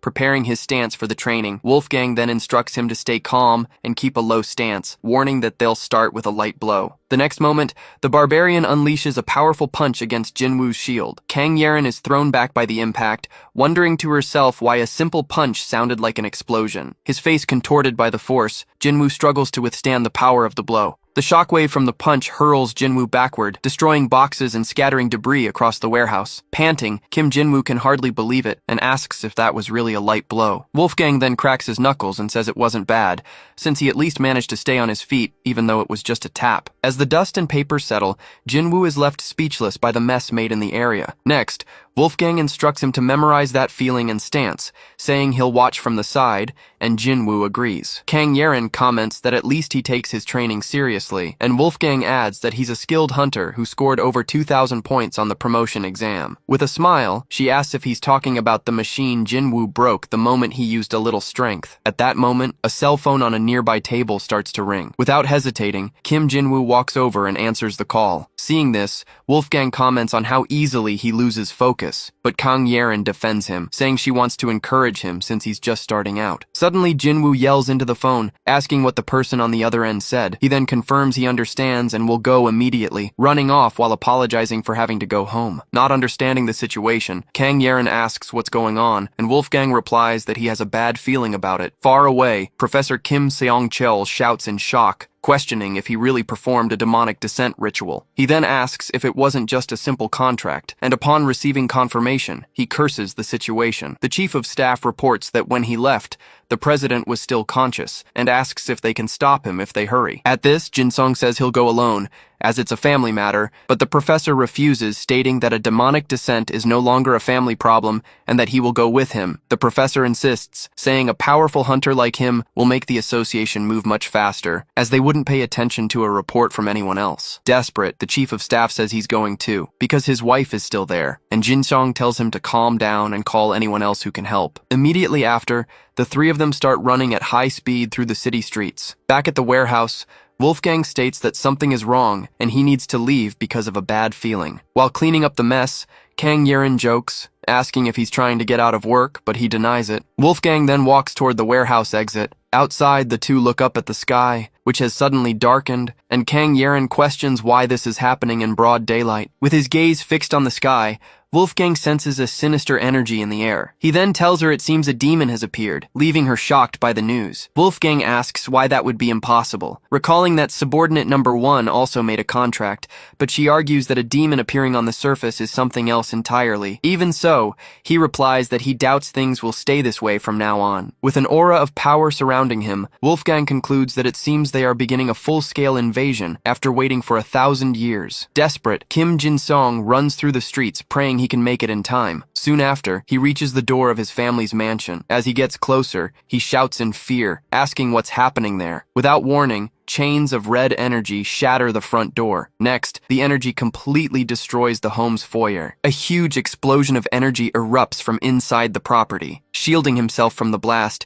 Jin-sung wonders if he's too late, calling out for his father. Suddenly, something in the sky catches his attention. Even without understanding, he wonders what it could be. Soon, everyone watches as a gigantic energy sword descends from the heavens toward the city. The colossal weapon strikes the ground with devastating force. Facing the threat, Wolfgang draws his sword and orders Yeren to evacuate to a safe place. At this, she tells him to be careful, warning that the Hunters Association is already on its way. Without hesitation, he propels his body forward. Then, Wolfgang leaps toward the energy, his own weapon in hand. Amidst the destruction, Wolfgang tells the demons to wait because the last barbarian is coming for them. The scene shows fire and destruction spreading across the battle site. Elsewhere in the city, Kim Jin-song appears, panting and wounded amidst the wreckage. He then screams for his father not to succumb to the demon and to wake up. Suddenly, a chain of energy shoots toward him from the darkness. With that, the chain pierces through his body. Then, a demonic voice informs him that this man is no longer his father. Facing the creature, Jin-song falls to his knees as the voice tells him not to despair. Finally, the demon reveals that, starting with his father, it will slaughter every last human being. Chained and trapped, Kim Jin-song screams. He questions how his father could end up like this, begging him to come to his senses. In response, the demon calls him a fool for still clinging to the dead and tells him to just die as it launches an attack. His face twisted in pain, Jin-sung refuses to accept the end, declaring he can't die like this. In that instant, Kim Jin-woo suddenly appears and blocks the attack with his shield. Seeing his younger brother protecting him, a shocked Jin-sung asks what he's doing there. With a determined smile, Jin-woo tells his brother not to worry. This time, he will protect him. The scene shifts to the Guxiang dungeon in China, where a hunter tells his partner they're almost done. Immediately after, a monster attacks the pair with a sharp cry. The female hunter identifies the attack as a dragon's breath and yells for her partner, Shihao, to get behind her. With that, she conjures an energy barrier that withstands the impact of the fiery blast. Seeing that Yang Yang blocked the attack, the hunter charges forward to counterattack. He then leaps over the monster, preparing to deliver the final blow. With a war cry, he drives his spear into the creature's head, declaring that this ends here. Struck, the monster lets out a final screech of pain and is defeated. With the battle over, the two hunters celebrate, cheering that they've cleared an A-rank dungeon. Striking a victory pose, the pair of hunters celebrate, shouting that they truly are the best. As the female hunter smiles, her partner says the elders will finally recognize them now, then stabs her. Confused, she can only react as she spits up blood. With that, the hunter holds his partner's body as she collapses, lifeless. The next instant, he too is stabbed and screams, demanding the attacker reveal themselves. With a final breath, he can barely react to the attack. Soon, a mysterious assassin appears before the fallen bodies of the two hunters. He then comments that the two A-rankers barely put up a fight, and that he's moving to the next target's location immediately. Next, the assassin looks at a photo of Wolfgang on his phone. On top of a building, Wolfgang says he doesn't know why the sky suddenly changed, but the chaos only plays to his advantage. Far away, the assassin notes his next target is just an F rank, but there must be something special about him for a kill contract to be issued. With that, he declares he'll finish him in a single, clean blow. Wolfgang then defends himself from a surprise attack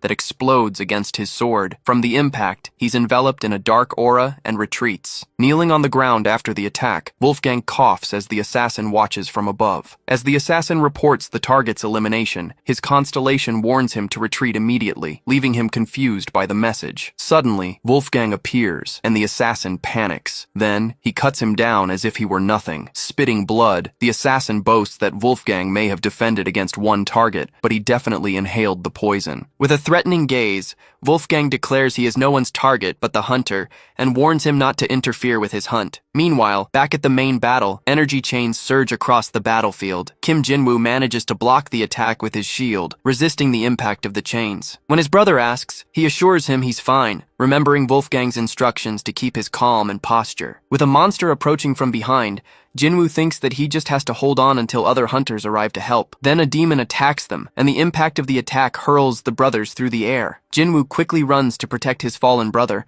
asking if he's okay and what that thing is. Looking around amidst the chaos, he wonders where all these monsters came from. The scene pulls back to reveal the giant demon on a cliff, watching the destruction spread across the city. The battlefield transforms into an abyss of fire and broken rock. From the cracked ground, a monstrous hand emerges amidst the flames. Soon after, hordes of demons of all shapes and sizes begin to emerge from the abyss. Trembling, Kim Jin-woo can hardly believe the absurd number of monsters that have appeared. With a roar, the creatures charge toward the brothers. With a determined look, he tells himself to get a grip, because if he gives up now, his brother will die. The next moment, Jinwoo throws himself in front of his brother and blocks a golem's punch with his shield. His face twisted with effort, he struggles to withstand the impact of the blow. Exhausted on the ground, he tells himself he has to hold on. With a furious shout, he gets back up, determined to hold out until the other hunters arrive.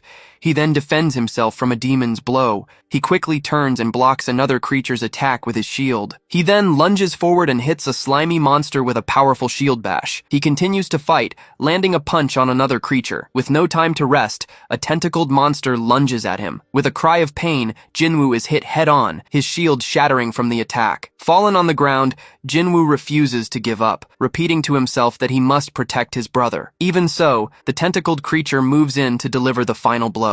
With the remains of his shield, he prepares to block the attack with all his might. Suddenly, he looks past the monster, wondering what has just appeared. An instant later, a giant sword pins the creature to the ground, killing it instantly. A voice then praises his #1 subordinate, saying he held on well until the end. In the middle of the battlefield, Wolfgang appears to protect the two brothers. He then declares that Jinwoo is truly a man worthy of holding a shield and protecting his allies. Relieved, Jinwoo can only call out Wolfgang's name upon seeing him, sword in hand. Before them, a horde of grotesque-looking demons prepares to attack. Wolfgang's eyes glow with intense energy. He then lets out a powerful roar, unleashing all his strength. With a single blow, the barbarian unleashes a wave of energy that sweeps across the battlefield. The energy manifests as wolves that destroy every demon in their path. Finally, a voice tells Jinwoo to rest as an aura envelops him. The giant demon attacks, launching its energy chains toward its targets. But Wolfgang charges at the demon. Filled with absolute hatred, Wolfgang declares he'll take it from here. As they fight, Wolfgang demands to know what the demon knows about Devil House. He promises a clean death in exchange for the information. In response,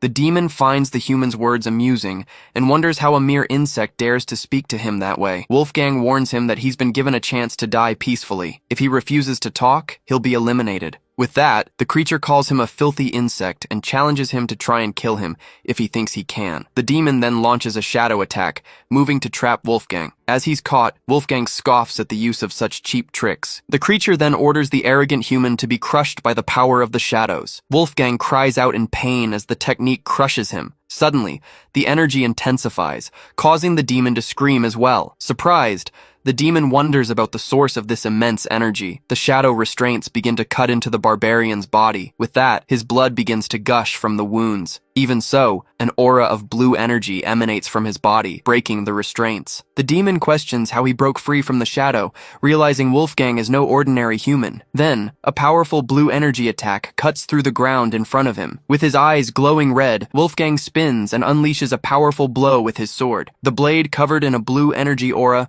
strikes the demon square in the chest. Startled by the attack, the demon cries out in pain. The impact of the sword throws the creature backward, breaking the chains that held it. Facing his enemy, Wolfgang points at him and says he is weak, so weak that his name isn't even worth remembering. Enraged by the human's audacity, the demon Umbrax orders his servants to kill him. With that, a giant stone golem materializes and advances toward Wolfgang. Carrying his brother on his shoulders, Kim Jinwoo yells for Wolfgang to watch out. The golem then raises its stone fist and delivers a crushing blow toward the barbarian. Despite the attack, Wolfgang simply glares at it, his face filled with fury. Without moving, he destroys the golem with a single punch. Watching this, Jinwoo can only gasp in astonishment. In complete shock, he stammers as the narration reveals that, on that day, Jinwoo was sure of one thing. The narration continues, explaining that he absolutely had to stay on Wolfgang's good side. Suddenly, the golem's remains fly toward Jinwoo, making him scream in surprise. Wolfgang turns and snaps at his #1 subordinate,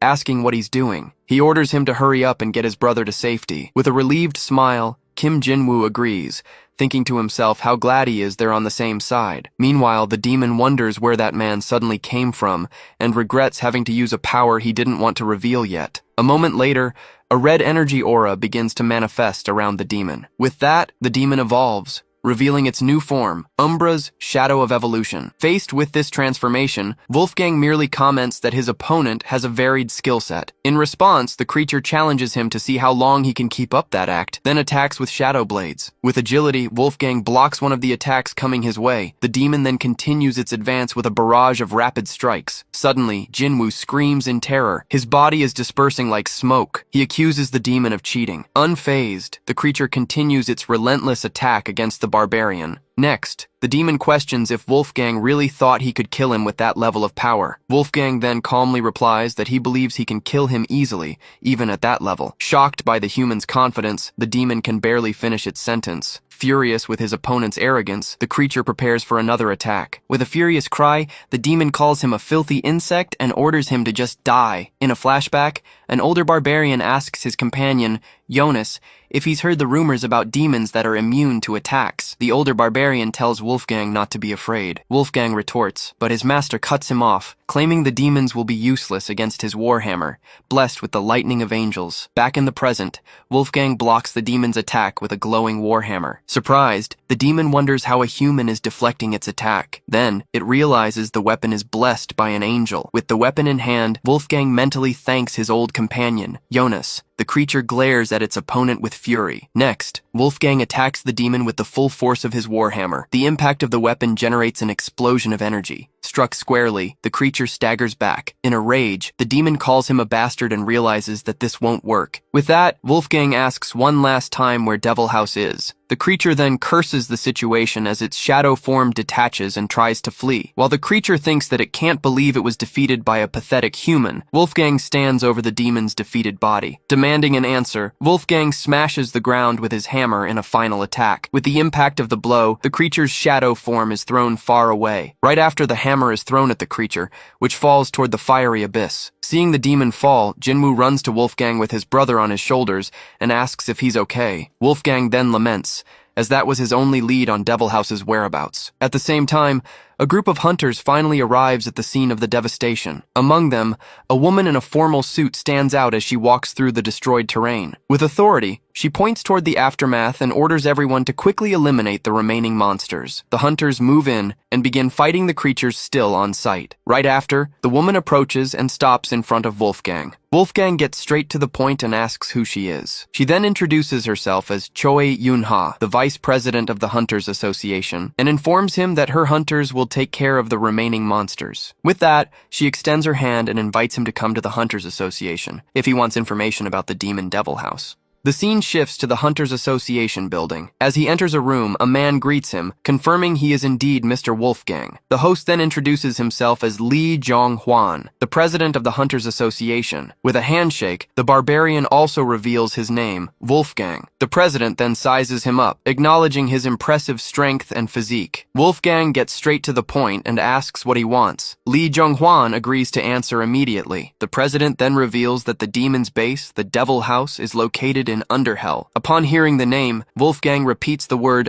Underhell in a serious tone. Li Zhonghwan explains that demons are vulnerable to sunlight, which is why they hide in Underhell, a place infested with them. Wolfgang cuts him off, saying he already knows what the place is and demands the entrance's location, but the president insists he isn't finished speaking. He then changes the subject, recalling the day Wolfgang destroyed a sacred relic at the Hunter Promotion Test Site. Li Zhonghwan continues, adding that he also destroyed the barrier that kept the Slime King under control, allowing it to escape. Furthermore, the president mentions that a demon was summoned at the academy right in front of the barbarian. He goes on, citing how Wolfgang subdued the Cleaners, a group of increasingly powerful assassins. Finally, he points out that the barbarian emerged unscathed from his confrontation with the demon Umbrax, making Wolfgang wonder where he's going with this conversation. Li Zhonghwan questions him about the coincidences, citing the emergence of a powerful figure who made a contract with a constellation and soon became involved with demons. For this reason,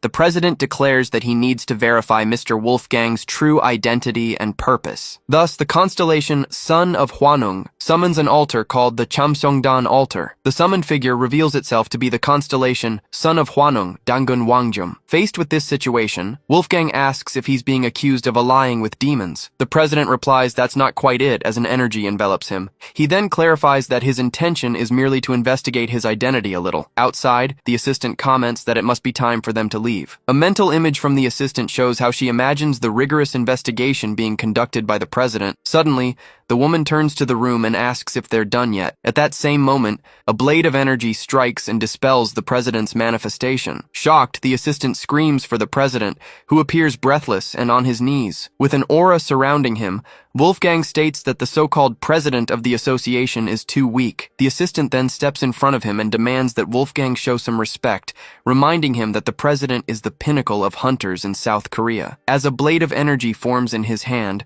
Wolfgang simply replies that he called the weak. Outraged, the assistant calls him a bastard. In response, the constellation Concubine of Emperor Xuanzong manifests according to the contractor's will. The president then shouts for the association's vice president not to do anything, as that man is dangerous. As soon as she appears, the constellation attempts to use a dominant seduction skill on the target. The woman envelops him with her presence and kisses him. Possessing Wolfgang's body, the constellation turns and questions how they dare direct such words at the president, calling him an insignificant human. With that, the vice president turns and informs her superior that she has dealt with him. The president, however, yells for the vice president to watch out for what's right behind her. She turns around, confused, and asks what's wrong. The president just curls up on the floor. As the president groans in pain, Wolfgang turns and walks toward him. The barbarian then demands they tell him the information about Underhell. The scene shifts to a fortress located in the third-floor area of Underhell. Inside a large throne room, a small creature stands in the center. The demon Umbrax then addresses his friend Devilhouse and says he needs a favor. Sitting on his throne, the hooded demon questions since when they were friends. Umbrax then asks if he's still holding on to the past. The hooded figure recalls that 1,000 years ago, the words of the bastard who took his territory were not the same when he lost his army. To change the subject, Umbrax offers an interesting piece of information about a barbarian he met on the surface who was looking for him. The demon on the throne understands and agrees to help, stating he already knows he wants safe passage through his territory. He then beckons him closer. Umbrax thanks him and promises to help him reach even lower areas of Underhell once he recovers. Holding the small creature in his hand, the hooded figure repeats the words, lower areas, finding the proposal grandiose. Suddenly, an energy envelops Umbrax, who frightenedly asks what the bastard intends to do. As he is turned to stone by absolute petrification, Umbrax curses him. The demon on the throne just laughs. Revealing his true form, he holds the petrified body and calls Umbrax a fool for believing a demon's word. He then calls him a pathetic creature and hurls him toward a horde of monsters. The crowd of creatures swarms the petrified body and shatters it. The monsters completely devour the remains of the small creature. In the end, only a skeletal hand and a sword are left behind on the ground. Leaving the matter aside, the demon comments on the fact that the barbarian is still alive. He then curses the damned barbarian. Back in the office, Wolfgang states that they aren't strong enough to fight the demons, making the vice president question if there's no one stronger. The president explains that he is among the strongest in South Korea. With that, Wolfgang says he has no choice but to descend into Underhell alone. At this, Lee Jong-hwan tries to calm him down, saying there's no need to rush, as the appearance of a demon was a rare situation, and there won't be any immediate problems. Wolfgang, however, looks outside and says something is strange. The president asks if there's some kind of problem. The barbarian then questions why the darkness hasn't dissipated, even after so much time since the demon was defeated. In that same instant, a pressure hits the room, making the president ask what it is. Wolfgang then recognizes the energy spreading through the area. Shortly after, a rift of energy opens in the middle of the room. From it, the demon Volcalas emerges in Seoul. At the same time, in Daejeon, the demon Batwing appears. Meanwhile, in Paju, the demon Astaroth also manifests. The president asks what's going on, and Wolfgang confirms it's a demon. Without hesitation, the barbarian leaps through the broken window toward the city. As he falls, he summons his energy axe. Landing on another building, the impact of his strength shatters the roof. As demons emerge one after another, he swiftly leaps between buildings. With every move, he wonders if the demon invasion has begun again. Wolfgang then crashes through another window, considering the whole situation highly unusual. Back in the office, the vice president remarks that it makes no sense, recalling that he'd said they were on the 75th floor. The president asks what they should do, and his assistant tells them to hurry and catch up to him. The scene then changes to 10 minutes earlier, at the residence of the Blue Dragon family. There, a young woman named Go Yun-ah, the family's successor, was training with her spear. With a swift movement, she charges a wooden dummy. Her precise strike completely destroys the training target. Even so, the girl tells herself it's not enough, and that she needs to be much stronger. As the successor, she thinks about the Blue Dragon family's reputation for producing famous hunters, like Master Go Xiangyang. She then notices a constellation's aura and regrets getting distracted by the achievements of others, concluding that the Blue Dragon family is on another level. However, the constellation Blue Rose Lancer announces its disappointment with her performance and terminates the contract. With that, she decides she must dedicate herself even more to get a new chance and secure another contract. She then notices the wound on her hand from gripping the spear so tightly. Soon a man praises her for her excellent form and says it's almost time to pass the family's leadership to her. The girl calls him father, and Go Seongyang, the master of the Blue Dragon family, states that he would have no regrets if he died today. Yuna tells him to stop, knowing she still has a long way to go and needs to be recognized by the constellation again. Her father then pinches her cheek and asks when she grew up so much, making her tell him to cut it out. Go Xiangyang then changes the subject, asking if something is happening, as it seems very noisy outside. Suddenly, they both look to the side with serious expressions. From above, something is rapidly approaching the residence. The successor turns toward the entrance. The demon Astaroth descends from the sky at high speed, heading straight for them. Her father recognizes the approaching creature. Immediately,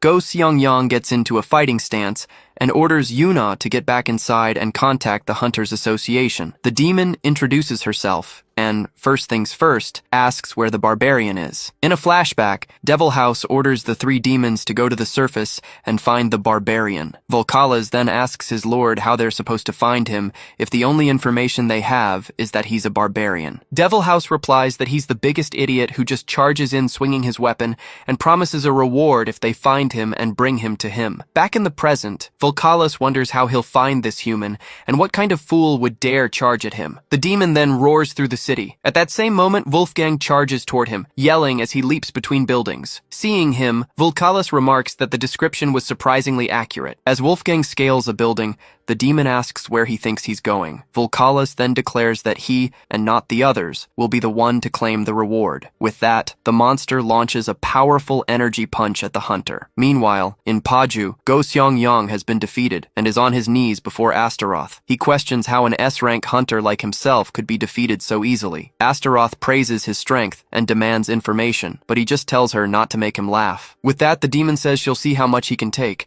making him scream in pain. Yuna runs outside, shouting that she's already contacted the association. Astaroth squeezes Go Xiangyang's neck as he struggles to breathe. In despair, the girl screams for her father's life. The demon just responds with a cruel, menacing smile. The successor then hesitates, telling herself to wait a moment. She quickly concludes that, without a contract, charging in now would be a meaningless death. With her body in poor condition and her contract terminated, she thinks she couldn't do what even her father failed to do. The young woman then wonders if the right thing to do isn't to wait for the Hunters Association. Her father continues to be choked by the demon. With his last bit of strength, he tells Yuna that it's okay. Then, the master tells his daughter to stay safe. Astaroth sentences him to death if he has no intention of talking, making him choke. At the exact moment of the blow, Yuna appears and blocks the attack with her energy spear. The demon turns in surprise, wondering how she got there. With a war cry, the girl charges forward with all her strength. The attack throws the girl backward, but it lands a direct hit on the demon. Astaroth then screams in pain as she's struck by the blow. The successor then retreats to her father's side. She supports him with one arm, holding her spear in the other hand. The family master apologizes for making her intervene and tells her to fall back,